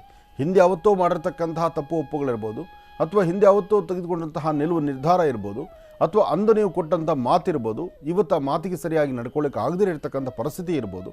ಇದೆಲ್ಲದರ ಬಗ್ಗೆ ಒಂದು ಮಧ್ಯಾಹ್ನ 12 1 ಗಂಟೆವರೆಗೂ ಇಂಥದ್ದೇ ಕನ್ಫ್ಯೂಷನಲ್ಲಿ ಇದ್ದೀರಿ. ಹಾಗಂತ ಭಯಪಡಬೇಕಾದಿಲ್ಲ, ಏನೋ ಆಗ್ಬಿಡುತ್ತೆ ಅನ್ನೋದಲ್ಲ. ಆದರೆ ಏನೂ ಆಗದಿದ್ದಾಗೆ ಜೋಪಾನ ನೋಡ್ಕೊಳ್ಬೇಕು. ಹಾಗೆ ಜೋಪಾನ ಆಗುತ್ತೆ ಸಹಿತ. ಹಾಗೆ ಮಿಥುನ ರಾಶಿಯಲ್ಲಿರ್ತಕ್ಕಂಥವ್ರು 12 ಗಂಟೆವರೆಗೂ ಇಂಥದ್ದೇ ಕನ್ಫ್ಯೂಷನಲ್ಲಿರ್ತೀರಿ. 12 ಗಂಟೆ ಆದ ನಂತರ ನಿಮ್ಮ ಮನಸ್ಸಲ್ಲಿ ತುಂಬ ಬದಲಾವಣೆಯನ್ನು ತಂದುಕೊಳ್ತೀರಿ. ಹಾಗೆ ನಿಮ್ಮ ವರ್ಚಸ್ಸು ತೇಜಸ್ಸು ಮತ್ತಷ್ಟು ವೃದ್ಧಿಸಿಕೊಳ್ಳೋದಕ್ಕೂ ಬಹಳ ಒಳ್ಳೆಯ ಕಾಲ ಇದೆ.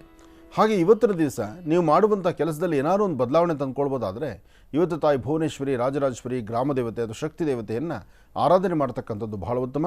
ಸಾಧ್ಯವಾದರೆ ಗುರುಗಳ ಸಾನ್ನಿಧ್ಯಕ್ಕೆ ಬಂದು ಗೋಧಿಯಿಂದ ಮಾಡಿರ್ತಕ್ಕಂಥ ಪದಾರ್ಥವನ್ನು ಗುರುಗಳಿಗೆ ನೈವೇದ್ಯ ಮಾಡಿಸಿ ಆ ನೈವೇದ್ಯ ಪ್ರಸಾದವನ್ನು 4 ಜನ ಭಕ್ತರಿಗೆ ಹಂಚಿದ್ದೇ ಆದರೆ ಮತ್ತಷ್ಟು ಅದೃಷ್ಟವನ್ನು ಖಂಡಿತ ಸಿದ್ಧಪಡಿಸ್ಕೊಳ್ತೀರಿ. ಒಳ್ಳೆಯದಾಗಲಿ, ಶುಭವಾಗಲಿ. ಇನ್ನು ಕರ್ಕಾಟಕ ರಾಶಿ. ಕರ್ಕಾಟಕ ರಾಶಿ ಕರ್ಕಾಟಕ ಲಗ್ನ. ಕರ್ಕಾಟಕ ರಾಶಿ ಕರ್ಕಾಟಕ ಲಗ್ನದಲ್ಲಿರ್ತಕ್ಕಂಥವ್ರಿಗೆ ಬುಧನ ಆಸ್ಥಾನ ಚೆನ್ನಾಗಿದ್ದು ಗುರುವಿನ ಅನುಗ್ರಹ ಇದೆ. ಗುರುವಿನ ಅನುಗ್ರಹ ಹೊಂದಿದ್ದರೆ ಸಾಕು, ಏನು ಬೇಕಾದರೂ ಕೆಲಸ ಕಾರ್ಯ ಆಗುತ್ತೆ. ಆ ಕೆಲಸ ಕಾರ್ಯಗಳನ್ನು ಸಿದ್ಧಪಡಿಸ್ಕೊಳ್ತಕ್ಕಂಥ ಯೋಗ ಫಲ ಇವತ್ತಿದೆ. ಹಾಗಾಗಿ ಇವತ್ತು ಯಾವುದಕ್ಕೂ ಅಂಜಬೇಕಾದ್ದಿಲ್ಲ, ಭಯಪಡಬೇಕಾದ್ದಿಲ್ಲ. ಹಾಗೆ ಏನೇ ಕೆಲಸ ಮಾಡಬೇಕಾದ್ರೂ ಮೊದಲು ನೀವು ಕರೆಕ್ಟಾಗಿ ಕ್ರಮಬದ್ಧವಾಗಿ ಅದು ಸರಿ ಇದೆಯಾ ಇಲ್ವಾ ಅಂತ ಒಂದು ಚಿಂತನೆ ಮಾಡಬೇಕು. ಆ ಚಿಂತನೆಯನ್ನು ಸರಿಯಾಗಿ ಮಾಡಿದ್ರೆ ಅದರ ಫಲಗಳು ಸಾಕಷ್ಟು ಇರುತ್ತೆ. ಹಾಗೆ ಇವತ್ತು ಒಂದಷ್ಟು ಜನಕ್ಕೆ ಅಧಿಕವಾದಂತಹ ಬೆನ್ನುವಿಂದ ಒದ್ದಾಡ್ತೀರಿ. ಇವತ್ತು ಕರ್ಕಾಟಕ ರಾಶಿಯಲ್ಲಿರ್ತಕ್ಕಂಥವರು ಬೆನ್ನುವು, ಮೈಕೈ ನೋವು ಅಥವಾ ಮಾಂಸಖಂಡಗಳಿಗೆ ನೋವು ಬರ್ತಕ್ಕಂಥದ್ದು ಇಂತಹ ಪರಿಸ್ಥಿತಿ ಇರುತ್ತೆ. ಇದನ್ನು ಸರಿಪಡಿಸ್ಕೊಳ್ಳಿ. ಹಾಗೆ ಇವತ್ತು ಆಫೀಸು ಕಚೇರಿಗಳಲ್ಲಿ ಕೆಲಸ ಮಾಡುವಾಗ ಸ್ವಲ್ಪ ನಿಂದನೆ ಅಂತಕ್ಕಂಥದ್ದು ಸಾಕಷ್ಟು ಇರುತ್ತೆ. ಒಂದಷ್ಟು ಜನ ನಿಂದನೆ ಮಾಡೋರು ಇರ್ತಾರೆ, ಒಂದಷ್ಟು ಜನ ಬೇರೆ ಥರ ಮಾತಾಡೋರು ಇರ್ತಾರೆ, ಅಥವಾ ಇನ್ನೊಂದಷ್ಟು ಜನದ ಮಧ್ಯೆ ಗಲಾಟೆ ಜಗಳಗಳೇ ಆಗುವಂಥ ಸಾಂದ್ರತೆಗಳಿರುತ್ತೆ. ಕರ್ಕಾಟಕ ರಾಶಿಯವರು ಬಹಳ ಎಚ್ಚರಿಕೆಯ ನಡಿಬೇಕು. ಕರ್ಕಾಟಕ ರಾಶಿ ಕರ್ಕಾಟಕ ಲಗ್ನದಲ್ಲಿರ್ತಕ್ಕಂಥವ್ರಿಗೆ ಇವತ್ತು ನಿಮ್ಮ ಜಾತಕದಲ್ಲಿ ಬಂದೊದಗುವಂಥ ಒಂದಷ್ಟು ದೋಷಗಳನ್ನು ಪರಿಹಾರ ಮಾಡ್ಕೊಳ್ಳೋಕ್ಕೋಸ್ಕರ ಮಹಾವಿಷ್ಣುವನ್ನು ಪ್ರಾರ್ಥನೆ ಮಾಡಿ. ವಿಷ್ಣು ದೇವರಿಗೆ ಇವತ್ತು ತುಳಸಿಯಿಂದ ಅರ್ಚನೆ ಮಾಡಿ ಒಂದು ಸಂಕಲ್ಪವನ್ನು ನೀವು ಮಾಡಿದ್ದೇ ಆದರೆ ತುಂಬ ಬದಲಾವಣೆಯನ್ನು ತಂದುಕೊಳ್ತೀರಿ. ಏನೇ ಕೆಲಸ ಮಾಡಬೇಕಾದ್ರೂ ಒಂದು ಒಳ್ಳೆಯ ಮನಸ್ಸಿನಿಂದ ಮಾಡಿ, ಅದರ ಫಲಗಳು ಸಾಕಷ್ಟು ಇರುತ್ತೆ. ಜೊತೆಗೆ ಇವತ್ತು ಮನಸ್ಸಲ್ಲಿರ್ತಕ್ಕಂಥ ದ್ವಂದ್ವ ಚಿಂತನೆಯನ್ನು ದೂರ ಮಾಡಿ ಸಮಾಧಾನದಿಂದ ವರ್ತನೆ ಮಾಡಿದ್ರೆ ಅಷ್ಟೇ ಒಳ್ಳೆಯ ಫಲವನ್ನು ಕರ್ಕಾಟಕ ರಾಶಿಯವರು ಸಿದ್ಧಪಡಿಸ್ಕೊಳ್ತೀರಿ. ಇನ್ನು ಸಿಂಹರಾಶಿ. ಸಿಂಹರಾಶಿ ಸಿಂಹಲಗ್ನ. ಸಿಂಹರಾಶಿ ಸಿಂಹಲಗ್ನದಲ್ಲಿರ್ತಕ್ಕಂಥವರು ಪ್ರಾರಂಭಿಕ ಹಂತದಲ್ಲಿ ಮಂದಗತಿಯಲ್ಲಿ ಸಾಗುವ ದಿನ. ಗುರುವಾರ ಗುರುಗಳ ವಾರ, ಗುರುರಾಯರ ಅನುಗ್ರಹವನ್ನು ಪಡಿತಕ್ಕಂತಹ ವಾರವೇ. ಆದರೂ ಸಿಂಹರಾಶಿಯವರಿಗೆ ಇವತ್ತು ತಾವು ಅಂದುಕೊಂಡಷ್ಟು ಮಟ್ಟಿಗೆ ಎಲ್ಲವೂ ಅನುಕೂಲ ಆಗುತ್ತೆ ಅಂತಿಲ್ಲ. ಸಣ್ಣ ಸಣ್ಣ ವಿಚಾರವನ್ನು ಸಹಿತ ಮೂಗಿ ತುದಿಯಲ್ಲೇ ಕೋಪ ಇಟ್ಕೊಳ್ತೀರಿ, ಅಥವಾ ಏನೋ ಒಂದು ಮಾಡಬಾರ್ದು ಮಾಡ್ತೀರಿ, ಅಥವಾ ಯಾವುದೋ ಒಂದು ಸಮಸ್ಯೆನ ಮಾಡಿರ್ತಕ್ಕಂಥದ್ದು ಮಾಡುವಾಗಲೂ ಸಹಿತ ನಿಮ್ಮ ಮನಸ್ಸು ಹೇಳುತ್ತೆ ಇದು ಸರಿ ಇಲ್ಲ, ಇದು ಮಾಡಬಾರ್ದು ಅಂತ ಹೇಳುತ್ತೆ. ಆದರೂ ಬಲವಂತ ಮಾಗಸ್ಥಾನ ಏನಾಗುತ್ತೆ ಬಿಡು, ನೋಡೇ ಬಿಡೋಣ, ಮಾಡೇ ಬಿಡೋಣ ಅಂತೇಳಿ ಬಲವಂತವಾಗಿ ಮಾಡ್ತೀರಿ. ಇವತ್ತು ಬೆಳಗ್ಗೆ ಹೇಳಿದ್ವಲ್ಲ ಕತೆ, ಅದೇ ಥರ ಇವತ್ತು ಸಿಂಹರಾಶಿಯವರು ನಡೆಯಾಗತ್ತೆ. ಆದರೆ ಯಾವುದು ಬೇಡವೋ ಅದನ್ನು ಮಾಡಿದಾಗ ಅದರಿಂದ ಮುಂದಾಗುವಂಥ ದುಷ್ಪರಿಣಾಮಗಳನ್ನು ಅನುಭವಿಸಲೇಬೇಕಲ್ಲ. ಹಾಗೆ ಸಿಂಹರಾಶಿಯವರು ಇವತ್ತು ಮಧ್ಯಾಹ್ನ 2 ಗಂಟೆವರೆಗೂ ಇಂಥದ್ದೇ ಸಮಸ್ಯೆಗಳಲ್ಲಿ ಇದ್ದೀರಿ. ಆದರೆ 2 ಗಂಟೆ ಒಳಗಡೆ ನೀವೇನು ಮಾಡಿದ್ರೂ ಎಡವಟ್ಟಾಗುತ್ತೆ. ಭಾಳ ಜೋಪಾನ, ಅದನ್ನು ಪದೇ ಪದೇ ಹೇಳ್ತಾ ಇದ್ದೀವಿ, ಎಚ್ಚರಿಕೆಯ ನಡೆ ಇರಲಿ, ಭಾಳ ಜೋಪಾನ ಇರಲಿ. 2 ಗಂಟೆ ಆದಮೇಲೆ ನಿಮ್ಮ ಭವಿಷ್ಯದಲ್ಲಿ ಒಂದು ಬದಲಾವಣೆ ಇದೆ. ಆರ್ಥಿಕ ಪರಿಸ್ಥಿತಿ ಅಭಿವೃದ್ಧಿ ಕಾಣ್ತೀರಿ, ಒಳ್ಳೆ ಫಲಾಫಲಗಳನ್ನು ಸಿದ್ಧಪಡಿಸ್ಕೊಳ್ತೀರಿ. ಇವತ್ತಿನ ದಿವಸ ಮತ್ತೊಂದು ಅದೃಷ್ಟವೂ ಸಹಿತ ನಿಮಗಿದೆ. ಒಂದು ವಾಹನ ಆಗಲಿ, ಒಂದು ವ್ಯವಹಾರ ಆಗಲಿ, ಅಥವಾ ಒಂದು ಭೂಮಿಗೆ ಸಂಬಂಧಪಟ್ಟದ್ದಾಗಲಿ, ಈ ವಿಚಾರದಲ್ಲಿ ಲಾಭವನ್ನು ಗಳಿಸ್ಕೊಳ್ಳುವಂತಹ ಅದೃಷ್ಟ ಸಿದ್ಧಪಡಿಸ್ಕೊಳ್ಳುವಂಥ ಯೋಗ ಫಲ ಇದೆ. ಅದರಲ್ಲೂ ಶುಭ ಸಂಧ್ಯಾಕಾಲ ಸಾಯಂ ಸಂಧ್ಯಾ ಅಂದರೆ 4 ರಿಂದ 6 ಈ ಸಮಯದಲ್ಲಂತೂ ಬಹಳ ಅದೃಷ್ಟ ಎಂಬತಕ್ಕಂಥದ್ದು ನಿಮಗಿದೆ. ಅದರಿಂದ ಈ ಸಮಯದಲ್ಲಿ ಬಂದೊದಗುವಂತಹ ಲಾಭಕ್ಷಣಗಳನ್ನು ಸಿದ್ಧಪಡಿಸ್ಕೊಳ್ಬೇಕಾದ್ರೆ ತಾಯಿ ಮಹಾಲಕ್ಷ್ಮಿಯನ್ನು ಪ್ರಾರ್ಥನೆ ಮಾಡಿ, ಅಥವಾ ಶಕ್ತಿ ದೇವತೆಯನ್ನು ಪ್ರಾರ್ಥನೆ ಮಾಡಿ, ಅಥವಾ ಗ್ರಾಮ ದೇವತೆಯ ದರ್ಶನ ಮಾಡಿ. ಮಾಡೋದ್ರಿಂದ ತುಂಬ ಅನುಕೂಲವನ್ನು ಸಿಂಹರಾಶಿಯವರು ಸಿದ್ಧಪಡಿಸ್ಕೊಳ್ತೀರಿ. ಇನ್ನು ಕನ್ಯಾ ರಾಶಿ. ಕನ್ಯಾ ರಾಶಿ ಕನ್ಯಾ ಲಗ್ನ. ಕನ್ಯಾ ರಾಶಿ ಕನ್ಯಾ ಲಗ್ನದಲ್ಲಿರ್ತಕ್ಕಂಥವ್ರಿಗೆ ಚಂದ್ರ ಇರ್ತಕ್ಕಂಥ ಆಸ್ಥಾನ ಚೆನ್ನಾಗಿದ್ದು ಗುರುವಿನ ಅನುಗ್ರಹ ಇದೆ. ಇಷ್ಟಾರ್ಥವನ್ನು ಸಿದ್ಧಿಪಡಿಸ್ಕೊಳ್ತಕ್ಕಂಥ ಯೋಗ ಫಲ ಇದೆ. ಆದರೆ ಏನು ಬೇಕು ಏನು ಬೇಡ ಎಂಬತಕ್ಕಂಥದ್ರ ಸರಿಯಾದ ಮಾರ್ಗದರ್ಶನ ಇಲ್ಲದಂಥ ರೀತಿಯಲ್ಲಿ ನಿಮ್ಮ ಹೆಜ್ಜೆ ಆಗ್ತಾ ಇದ್ದೀರಿ. ಜೊತೆಗೆ ಯಾವುದೇ ಕೆಲಸ ಕಾರ್ಯ ಮಾಡಬೇಕಾದ್ರೂ ಅಂಜಿಕೆ ಇರಬಾರ್ದು, ಭಯ ಇರಬಾರ್ದು. ಧೈರ್ಯದಿಂದ ಒಂದು ಹೆಜ್ಜೆ ಮುಂದೆ ಹಾಕಬೇಕು. ಆ ಧೈರ್ಯ ಸರ್ವತ್ರ ಸಾಧನ ಅಂತ ಹೇಳ್ತಾರೆ. ಧೈರ್ಯಂ ಸರ್ವತ್ರ ಸಾಧನ. ಆ ಧೈರ್ಯದಿಂದ ನೀವು ಏನು ಬೇಕಾದ್ರೂ ಸಾಧನೆ ಮಾಡ್ಬೋದು. ಬಟ್ ನಿಮ್ಮಲ್ಲಿ ಧೈರ್ಯ ತುಂಬ ಕಡಿಮೆ ಆಗ್ತಾ ಇದೆಯಲ್ಲ, ಆ ಕಡಿಮೆ ಯಾಕಾಗುತ್ತೆ ಅಂದರೆ ನೀವು ಮಾಡುವಂಥ ಕೆಲಸ ಕರೆಕ್ಟಾಗಿ ಸರಿ ಇದೆ ಇಲ್ಲ ಅಂತಕ್ಕಂಥ ನಿಲುವು ತೀರ್ಮಾನ ಇನ್ನೂ ನಿಮಗೆ ಸಿಕ್ಕಿಲ್ಲ. ಅದನ್ನು ಕ್ರಮವಾಗಿ ಆಲೋಚನೆ ಮಾಡಿದ್ರೆ ಮಾತ್ರ ಅದರ ಫಲ ಸಿಗ್ತಕ್ಕಂಥದ್ದು. ಆದರೆ ಸಣ್ಣ ಪುಟ್ಟ ಮಕ್ಕಳಿಂದ ಹಿಡಿದು ವಯಸ್ಸಾಗಿರ್ತಕ್ಕಂಥ ಹಿರಿಯರವರೆಗೂ ಇವತ್ತಿನ ನಿಮ್ಮ ನಡೆ ನಡವಳಿಕೆಗಳನ್ನು ಭಾಳ ಜೋಪಾನವಾಗಿ ಕಾಪಾಡ್ಕೋಬೇಕು. ಅದರಿಂದ ಒಳಿತನ್ನು ಕಾಣಬೇಕು. ಒಳ್ಳೆಯದಾಗಲಿ, ಶುಭವಾಗಲಿ. ಗುರುಜೀಗ ತುಲಾರಾಶಿಯಿಂದ ಖಂಡಿತಮ್ಮ. ಇನ್ನು ತುಲಾರಾಶಿ. ತುಲಾರಾಶಿ ತುಲಾಲಗ್ನ. ತುಲಾರಾಶಿ ತುಲಾಲಗ್ನದಲ್ಲಿರ್ತಕ್ಕಂಥವರಿಗೆ ಚಂದ್ರ ಮತ್ತು ಗುರು ಇರ್ತಕ್ಕಂಥ ಆಸ್ಥಾನ ಚೆನ್ನಾಗಿದ್ದು ಬುಧನ ಆಸ್ಥಾನ ಚೆನ್ನಾಗಿದೆ. ತುಲಾರಾಶಿಯವರಿಗೆ ಶುಭ ಗುರುವಾರದಂದು ತಾವು ಅಂದುಕೊಂಡಷ್ಟು ಲಾಭವನ್ನು ಗಳಿಸುವಂಥ ದಿನ. ಆದರೆ ಇವತ್ತಿನ ದಿವಸ ತಾವು ಏನೇ ಕೆಲಸ ಮಾಡಲಿಕ್ಕೆ ಹೋದರೂ ಮನಸ್ಸು ಯಾಕೋ ಚಂಚಲತೆ ಇದೆ, ಮನಸ್ಸಲ್ಲಿ ಒಂಥರ ಕಸಿಬಿಸಿ ಇದೆ. ಹೇಳುವ ಪ್ರತಿ ಮಾತಾಗಲಿ, ಆಡುವಂತಹ ಒಂದು ಕೆಲಸ ಅಂದರೆ ಯಾವ ಕೆಲಸ ಯಾವುದೇ ಮಾತಾಡಬೇಕಾದ್ರೂ ಯಾವುದೇ ಕೆಲಸದಲ್ಲಾದರೂ ಸಹಿತ ಒಂದಿಷ್ಟು ಕನ್ಫ್ಯೂಷನ್ಸು ತುಲಾರಾಶಿಯವ್ರಿಗೆ ಇರುತ್ತೆ. ಅದು ಮಧ್ಯಾಹ್ನ 12 ಗಂಟೆವರೆಗೂ ಇದು ಜಾಸ್ತಿನೇ ಆಗುತ್ತೆ. 12 ಗಂಟೆ ಆದ ನಂತರ ಒಂದು ತೂಕವಾದಂಥ ಒಂದು ಒಳ್ಳೆಯ ನಿಲುವು, ಒಂದು ತೀರ್ಮಾನಕ್ಕೆ ಬರುತ್ತೆ. ಆದರೆ ಇಲ್ಲಿವರೆಗೂ ನೀವು ಅಂದುಕೊಂಡಿದ್ದೇ ಬೇರೆ, ಇನ್ನು ಮುಂದಕ್ಕೆ ಆಗೋದೇ ಬೇರೆ. ಈಗ ಮಾತ್ರ ಬಹಳ ಧೈರ್ಯದಿಂದ ಒಂದು ಹೆಜ್ಜೆ ಮುಂದೆ ಹಾಕಬೇಕು. ಒಳ್ಳೆಯ ಫಲಾಫಲಗಳನ್ನು ಸಿದ್ಧಪಡಿಸ್ಕೊಳ್ಬೇಕು. ಮಾಡುವ ಪ್ರತಿಯೊಂದು ಕಾಯಕದಲ್ಲೂ ಏನಾದರೂ ಒಂದಿಷ್ಟು ಬದಲಾವಣೆಗಳನ್ನು ತಂದುಕೊಳ್ಬೇಕು.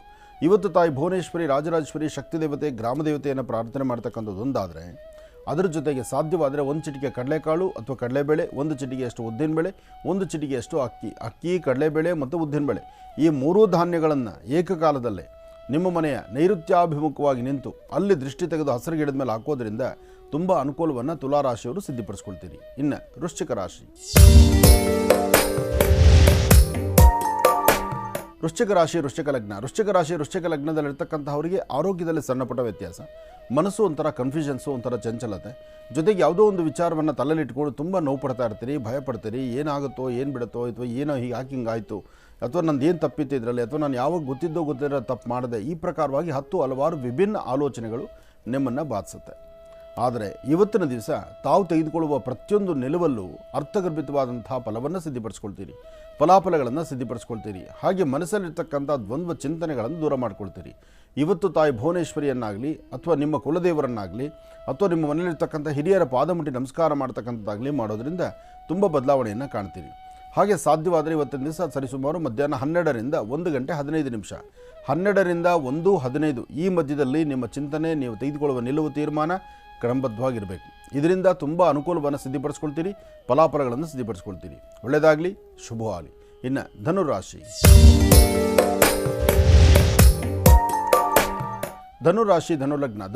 ಧನುಲಗ್ನದಲ್ಲಿರ್ತಕ್ಕಂಥವರಿಗೆ ಬುಧನ ಆಸ್ಥಾನ ಚೆನ್ನಾಗಿದೆ, ಗುರುವಿನ ಅನುಗ್ರಹ ಇದೆ, ಇಷ್ಟಾರ್ಥವನ್ನು ಸಿದ್ಧಪಡಿಸ್ಕೊಳ್ತಕ್ಕಂಥ ಯೋಗ ಫಲ ಇದೆ. ಆದರೆ ಸಣ್ಣ ಸಣ್ಣ ವಿಚಾರಕ್ಕೂ ಸಹಿತ ಮನಸ್ತಾಪಗಳಾಗ್ತಾ ಇರುತ್ತೆ. ಜೊತೆಲಿರ್ತಕ್ಕಂಥವರ ನಿಂದನೆ ಮಾತು ಕೇಳಬೇಕಾದ ಪರಿಸ್ಥಿತಿ ಎದುರಾಗ್ತಾ ಇರುತ್ತೆ.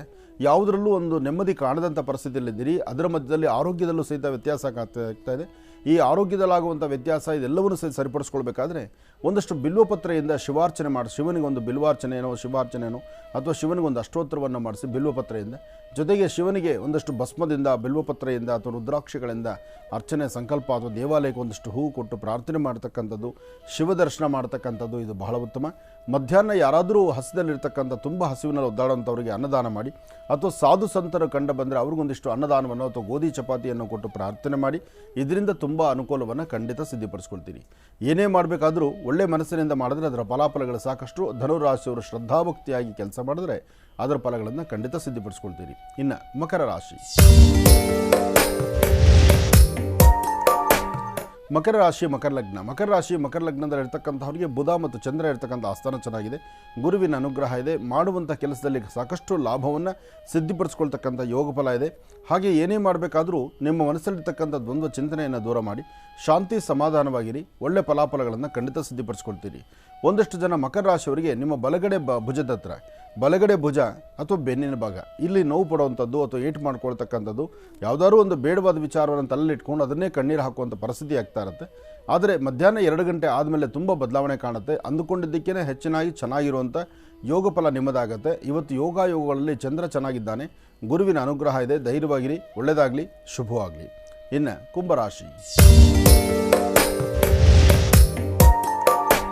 ಕುಂಭರಾಶಿ ಕುಂಭಲಗ್ನದಲ್ಲಿರ್ತಕ್ಕಂಥವರಿಗೆ ಚಂದ್ರನ ಆಸ್ಥಾನ ಚೆನ್ನಾಗಿದ್ದು ಗುರುವಿನ ಅನುಗ್ರಹ ಇರೋದ್ರಿಂದ ಭಯಪಡಬೇಕಾದಿಲ್ಲ. ಧೈರ್ಯವಾಗಿದ್ದು ಕೆಲಸಗಳನ್ನು ಸಿದ್ಧಿಪಡಿಸ್ಕೊಳ್ಬೋದು. ಆದರೆ ಮಾಡುವ ಪ್ರತಿಯೊಂದು ಕಾಯಕದಲ್ಲೂ ಏನಾದರೂ ಒಂದು ಚಿಂತನೆ ಮಾಡಬೇಕಾದ್ರೆ, ಏನಾದರೂ ಫಲಗಳನ್ನು ಸಿದ್ಧಿಪಡಿಸ್ಕೊಳ್ಬೇಕಾದ್ರೆ ಇವತ್ತು ತಾಯಿ ಭುವನೇಶ್ವರಿ ರಾಜರಾಜೇಶ್ವರಿಯನ್ನು ಪ್ರಾರ್ಥನೆ ಮಾಡಿ, ಜೊತೆಗೆ ಸಾಧ್ಯವಾದರೆ ಓಂ ಶಂ ಶನೇಶ್ಚರಾಯ ನಮಃ, ಓಂ ಶಂ ಶನೇಶ್ಚರಾಯ ನಮಃ, ಓಂ ಶಂ ಶನೇಶ್ಚರಾಯ ನಮಃ ಎಂಬತಕ್ಕಂಥ ಶನೇಶ್ಚರ ಮಂತ್ರವನ್ನು ಪಠನೆ ಮಾಡಿ, ಸಾಧ್ಯವಾದರೆ ಶನೇಶ್ಚರ ಮಂದಿರಕ್ಕೋ ಗುರು ಶನೇಶ್ಚರರ ಆಸ್ಥಾನಕ್ಕೋ ಹೋಗಿ ಪ್ರಾರ್ಥನೆ ಮಾಡ್ತಕ್ಕಂಥದ್ದು. ವಯಸ್ಸಾಗಿರ್ತಕ್ಕಂತಹ ವೃದ್ಧ ದಂಪತಿಗಳ ಪಾದವನ್ನು ಮುಟ್ಟಿ ನಮಸ್ಕಾರ ಮಾಡಿ, ಒಂದಿಷ್ಟು ಹಣ್ಣು ಹಂಪಲು ಕೊಟ್ಟು, ಸಾಧ್ಯವಾದಷ್ಟು ಇವತ್ತು ಯಾರೊಂದಿಗೂ ಹೆಚ್ಚು ಮಾತಾಡ್ದಿರ ಒಂದಷ್ಟು ಮೌನವಾಗಿದ್ದು ನಗನಗ್ತಾ ಇರತಕ್ಕಂಥದ್ದು ಬಹಳ ಉತ್ತಮ. ಆದರೆ ಸಂಜೆ ವೇಳೆಗೆ ಸಂಧ್ಯಾಕಾಲದಲ್ಲಿ ಸ್ವಲ್ಪ ಕಿವಿ ನೋವು ಬರ್ತಕ್ಕಂಥದ್ದು ಅಥವಾ ಕಾಲಿಗೆ ಏಟು ಮಾಡ್ಕೊಳ್ತಕ್ಕಂಥದ್ದು, ಕಾಲಿನ ಹೆಬ್ಬೆರಳಿಗೆ ಪೆಟ್ಟಾಗುವಂಥ ಸಾಂದ್ರತೆ ಇರುತ್ತೆ. ಜೋಪಾನ, ಎಚ್ಚರಿಕೆಯ ನಡೆ ನಿಮ್ಮದಾಗಿರಲಿ, ಒಳ್ಳೆಯದಾಗಲಿ. ಇನ್ನು ಕಡೆಯ ರಾಶಿ ಮೀನರಾಶಿ.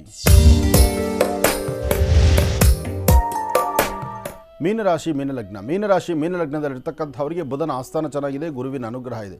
ಇಷ್ಟಾರ್ಥವನ್ನು ಸಿದ್ಧಿಪಡಿಸ್ತಕ್ಕಂಥ ಯೋಗ ಫಲ ಇದೆ. ಅರ್ಥಗರ್ಭಿತವಾದಂಥ ಜೀವನಕ್ಕೆ ಇವತ್ತು ಕಾಲಿಡ್ತೀರಿ. ನೀವು ನಿಮ್ಮ ಬದುಕಲ್ಲಿ ಒಂದು ಹೊಸತನವನ್ನು ಕಾಣಬೇಕು, ಹೊಸ ಬದುಕು ಕಾಣಬೇಕು, ಏನಾದಷ್ಟು ಫಲಗಳನ್ನು ಸಿದ್ಧಿಪಡಿಸ್ಕೊಳ್ಬೇಕು ಎಂಬತಕ್ಕಂಥ ಚಿಂತನೆಯಲ್ಲಿರ್ತೀರಿ. ಅಂದುಕೊಂಡಷ್ಟು ಲಾಭವನ್ನೇ ಗಳಿಸ್ತೀರಿ. ಆದರೆ ಇದರ ಮಧ್ಯದಲ್ಲಿ ಕುಟುಂಬದ ಸದಸ್ಯರೊಂದಿಗೆ, ಅಣ್ಣ ತಮ್ಮಂದಿರ ಮಧ್ಯೆ ಮತ್ತು ಉದ್ಯೋಗ ಮಾಡುವಂತಹ ಉದ್ಯೋಗ ಕ್ಷೇತ್ರದಲ್ಲಿ ಅಲ್ಲಿ ಆಗುವಂತಹ ವ್ಯತ್ಯಾಸಗಳಿಂದ, ಅಲ್ಲಿ ನಡೆಸುವಂಥ ಒಂದಷ್ಟು ಅಚಾತುರ್ಯಗಳಿಂದ ಸಮಸ್ಯೆ ಎಂಬತಕ್ಕಂಥದ್ದು ಉದ್ಭವ ಆಗುತ್ತೆ. ಅಲ್ಲಿಂದಲೇ ಅದನ್ನು ದೂರ ಮಾಡ್ಕೋಬೇಕಾದ್ರೆ ಮನಸ್ಸಲ್ಲಿ ಶಾಂತಿ, ನೆಮ್ಮದಿ ಇರಲಿ. ಮನೆ ದೇವರ ಪ್ರಾರ್ಥನೆ ಅಂತೂ ಖಂಡಿತ ನೀವು ಮಾಡಲೇಬೇಕು. ದೇವರ ಪ್ರಾರ್ಥನೆಯಿಂದ ಆಚೆ ನಡೆದಿದ್ದಾದರೆ ಗುರುವಿನ ಅನುಗ್ರಹವನ್ನು ಪಡಿತೀರಿ. ಒಳ್ಳೆಯದಾಗಲಿ, ಶುಭವಾಗಲಿ. ಕಾರ್ಯಕ್ರಮದ ಕಡೆ ಭಾಗದಲ್ಲಿ ನಿಮ್ಮ ಕರೆಗಳನ್ನು ಈಗ ಸ್ವೀಕರಿಸೋಣ. ಪ್ರಾರಂಭ ಮಾಡೋಣ ಸ್ವರ ಜ್ಯೋತಿಷ್ಯ.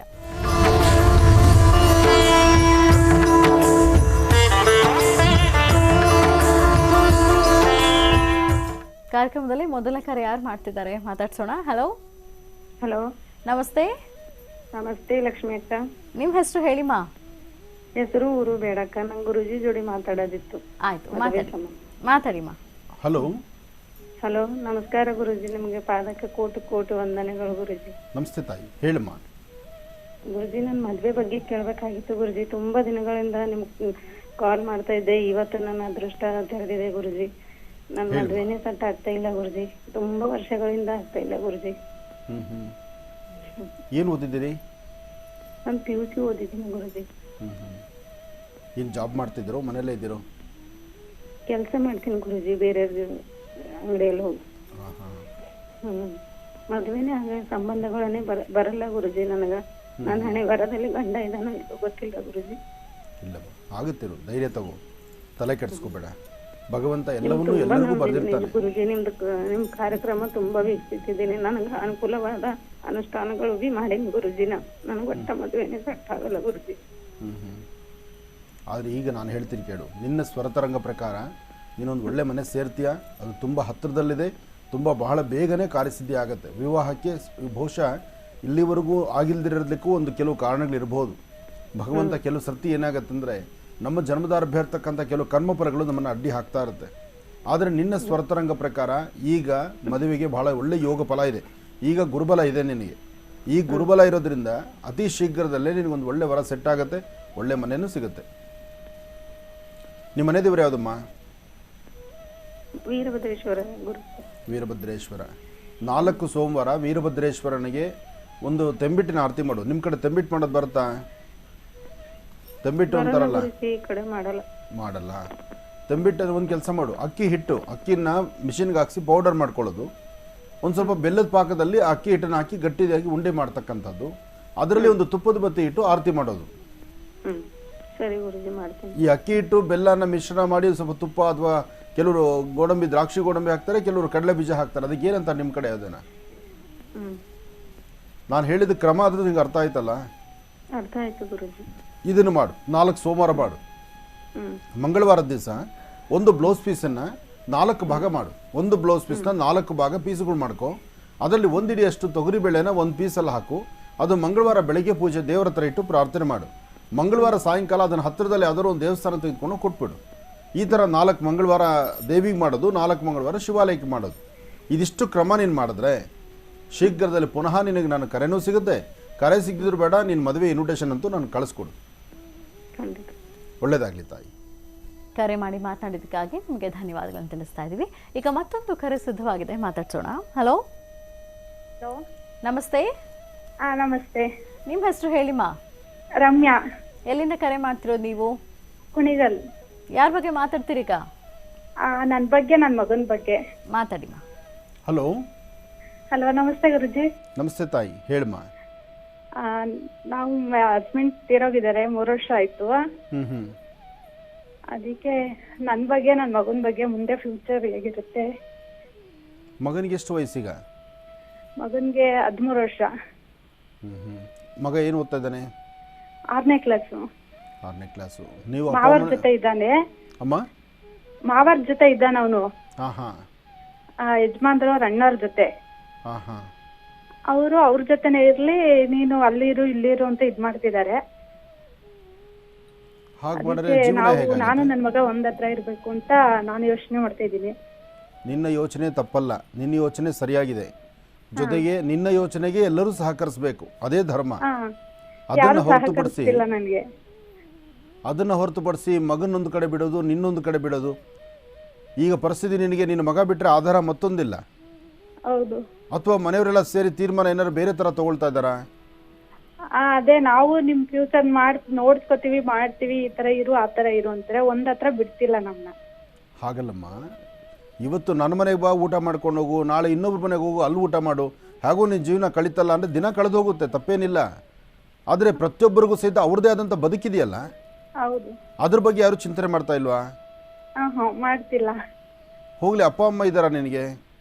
ಇದಾರೆ. ಅಪ್ಪ ಅಮ್ಮ ಏನು ಹೇಳ್ತಾರೆ? ಅಪ್ಪ ಅಮ್ಮ ಅವ್ರು ಹೇಳ್ದಂಗೆ ಕೇಳು, ಮಾಮಾರ್ ಹೇಳ್ದಂಗೆ ಕೇಳು ಅಂತಾರೆ. ನೀನು ಓದಿದ್ಯಮ್ಮ? 10th ಅಷ್ಟೇ. ಅಯ್ಯೋ ಭಗವಂತ, ಏನಾಗಿ ತೀರ್ಕೊಂಡ್ರಮ್ಮ ಮನೆಯವರು? Corona positive. ಅಯ್ಯೋ, ಏನು ಮಾಡ್ತಿದ್ರು ಉದ್ಯೋಗ ಮನೆಯವರು? ಅವರು TT ಟ್ರಾವೆಲ್ಸು.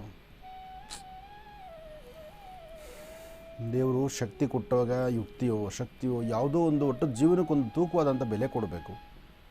ಎಲ್ಲೂ ಇಲ್ಲದಂಥ ರೀತಿ ನೀನು ಅತಂತ್ರಕ್ಕೆ ತಂದುಬಿಟ್ರಲ್ಲ. ಇವತ್ತಿನ ದಿವಸ ನಿನ್ನ ಬದುಕು ಫುಟ್ಬಾಲ್ ಥರ, ಈ ಇಲ್ಲೊಂದು 4 ದಿವಸ, ಅಲ್ಲೊಂದು 4 ದಿವಸ, ಅಲ್ಲೊಂದು 4 ದಿವಸ ಅಂತ ಹೋದರೆ ಜೀವನ ಹೇಗಾಗತ್ತೆ? ಇದು ನಿಮ್ಮ ಅತ್ತೆ ಮಾವ ಇದ್ದಾರಮ್ಮ?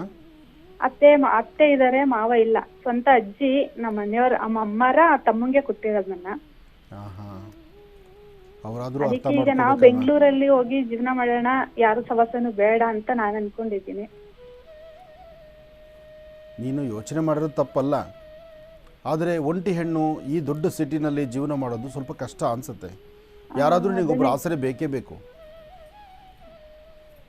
ಈಗ ನಿನ್ನ ವಯಸ್ಸಿಗೆ ಏನಂತಹ ದೊಡ್ಡ ವಯಸ್ಸೇನಲ್ಲ, 13 ವರ್ಷ ಮಗ ಆದರೆ ಇನ್ನೂ ಚಿಕ್ಕವನೇ. ಆದರೆ ಅವನು ಇವಾಗ ನೀನೇನಾದ್ರು ಒಂದು ಒಳ್ಳೆ ತೀರ್ಮಾನ ತಗೊಳ್ಳೋದು ಭಾಳ ಒಳ್ಳೆಯದು ಅನಿಸುತ್ತೆ. ನಿನ್ನ ಜೀವನಕ್ಕೊಂದು ಆಸರೆ ಬೇಕು. ನೀನೊಂದು ಕೆಲಸ ಮಾಡು, ನಿಮ್ಮ ತಾಯಿಯವ್ರ ಹತ್ರನೇ ಕೂತ್ಕೊಂಡು ಅಥವಾ ನಿನಗೆ ಭಾಳ ಬೇಕಾಗಿರೋರ ಹತ್ರ ಕೂತ್ಕೊಂಡು ಒಂದು ಒಳ್ಳೆ ತೀರ್ಮಾನಕ್ಕೆ ಬಾ, ಏನೂ ತಪ್ಪಲ್ಲ. ಯಾಕೆಂದರೆ ಇಲ್ಲದನ್ನು ತರಲಿಕ್ಕಾಗಲ್ಲ, ಮುಂದೆ ಇರಬೇಕಾದ್ದನ್ನು ನೀನು ಪಡಿಬೇಕಾದ್ದು ನಿನ್ನ ಆದ್ಯ ಕರ್ತವ್ಯ, ಅದು ತಪ್ಪಲ್ಲ. ಒಳ್ಳೆ ತೀರ್ಮಾನ ತಗೋ, ನಿನ್ನ ಜೀವನ ಚೆನ್ನಾಗಿಟ್ಕೋ ತಾಯಿ. ಒಳ್ಳೆಯದಾಗ್ಲಮ್ಮ.